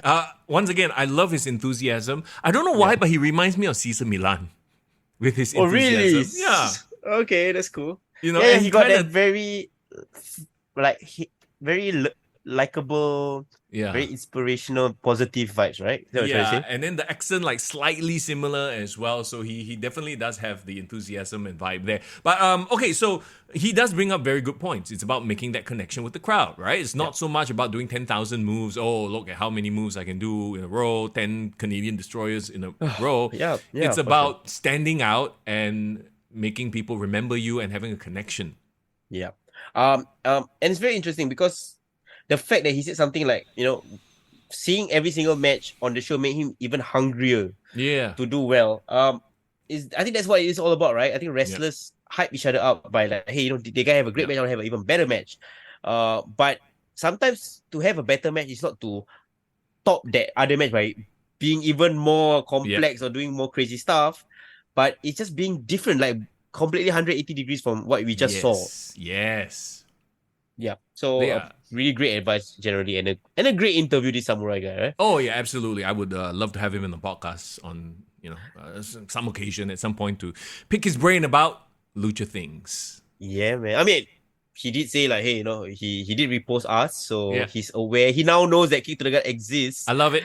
So yeah, we'll post this out on TikTok, on Instagram, his interview, and hopefully, we'll share it and we'll get more traction. Let's go. By the way, if you missed any of the interviews that we did, we will be posting them. We already posted the Horrors one, but I'll post the Wonder Boy one soon, and this, Samurai Del Sol one very shortly on our social media pages. Be sure to follow us if you haven't already on TikTok. We're trying to, put out more content, grow that social media page. So on TikTok and on Instagram, that's where we are active. Yeah, man. I mean, and as we are wrapping up our season finale episode as well, bro, it's been for 35 episodes this year, bro. How are you feeling? I know. I'm feeling good, man. I feel like we covered a lot. Like this year, wrestling has been amazing.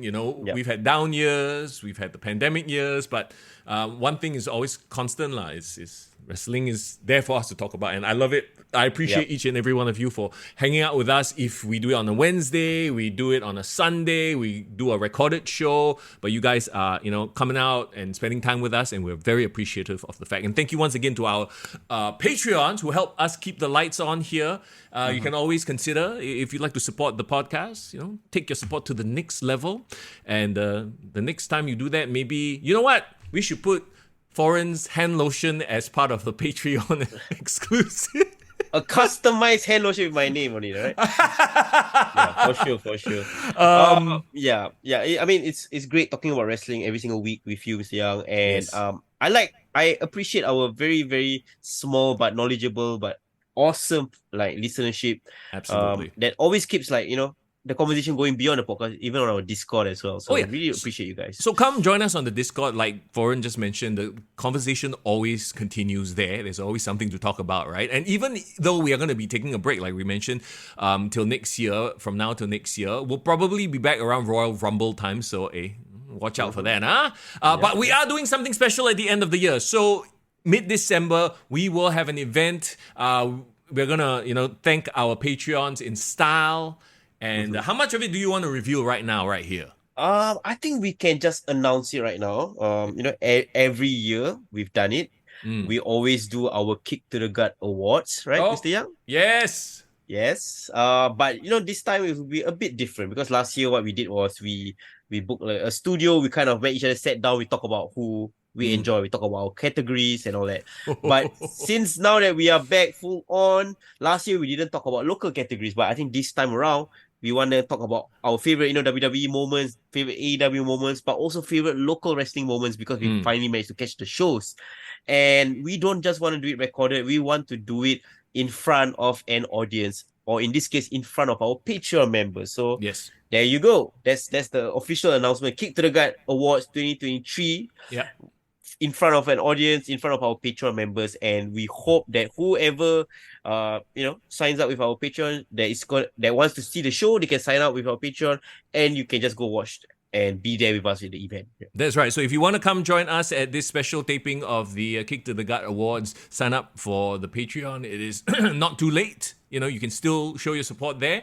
And to our supporters who have been there from day one, the Shadow, Rishi, Div Royalty, Irvin, Doc, Saleh, Fast Game. We'll see you. Hopefully, y'all can make it, but we'll see you in the middle of December as we do these awards. Man, after this past Survivor Series, I don't know, man. I might have to start changing certain, picks for moment of the year. Because holy shit.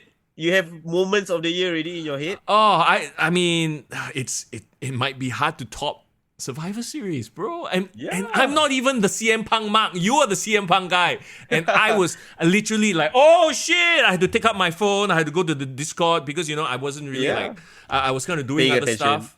It literally made me jump up and down. And the craziest thing, I know I didn't mention it just now, but you know how at the end of Survivor Series, I was preparing to go do the live stream, so I was actually taking a shower.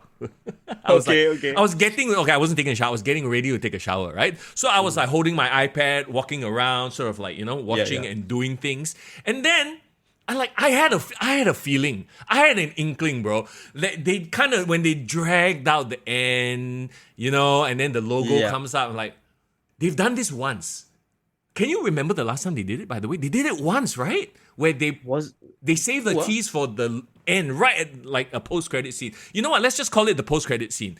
Yeah. They've only done it once ever. Was it for Brock? I feel like it was for some sort of thing involving Brock. Brock's return after Reigns versus Cena? At SummerSlam, right? I think it was.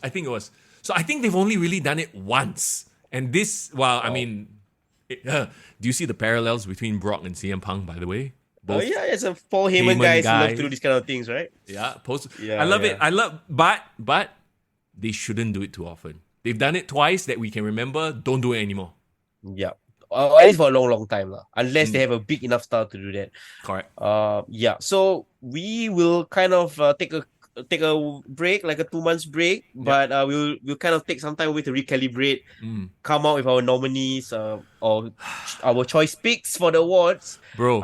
And it's a crazy time to take a break, I gotta say. The next few weeks, Raw and SmackDown is gonna be, your guy CM Punk is gonna be dropping gems, real pipe bombs every week, and it's gonna be like, oh shit, I don't know. But we shall refrain. We will address all of it during our special episode. Yes. So save the date, guys. Especially our Patreon members. 17 December is on Sunday. Mm-hmm. We'll give you guys more details. We'll have an announcement graphic out soon. Yep. And if you want to be there for the event to hear all our choice picks and winners and talk about the year of 2023 in wrestling as a whole, think of it like an Inside the Ropes panel session kind of vibes, right? Sure. All you gotta do is just sign up to our patrons. We will think about whether we want to open it up to the public later on. Yeah. But we want to keep it as intimate and as exclusive as possible. So if you want to be there, consider signing up to our different tiers. We have as low as I believe $4.99 USD. It's about $7. That's our lowest tier. So you can consider joining in, and we will let you know the details of it. We just want you guys to be there and experience us talking about wrestling to wrap up the year in 2023. And in a lot of ways too, we want to thank you for the support to our existing Patreons who have been there for us. Sort of get you there on the show, be a part of the live taping, as it were. Live taping, say. Right? Yeah. And get your thoughts on this year in wrestling as well. So it's going to be fun. Like Foreign mentioned, just, if you haven't already, follow us on Instagram, TikTok, all these. We'll post up the details and all that very, very soon. And Discord also, yes. First things first, go and join the Discord. Yes. Okay, that'll do it for the season finale, bro. Ooh, season 6 is in the books. Oh, what a way to wrap up this season as well. Yeah. Look in my eyes. What do you see? I see a tear rolling. With a tear in my eye, I'm conflating the two different promos. It's different, bro. Different. You know what? I need some time with my lotion. I need some time to rest. Okay, Foreign. Some time to rest. We will leave Foreign to his lotion and Yuki Kamifuku photobo. No, it's all good. It's all good. And I hope to see you guys soon at the show itself, the 2023 Kick to the Gut Awards. All right, with that, as always, it's Mr. Young. And it's Foreign in the building. See you next year. Woo! Let me see you try.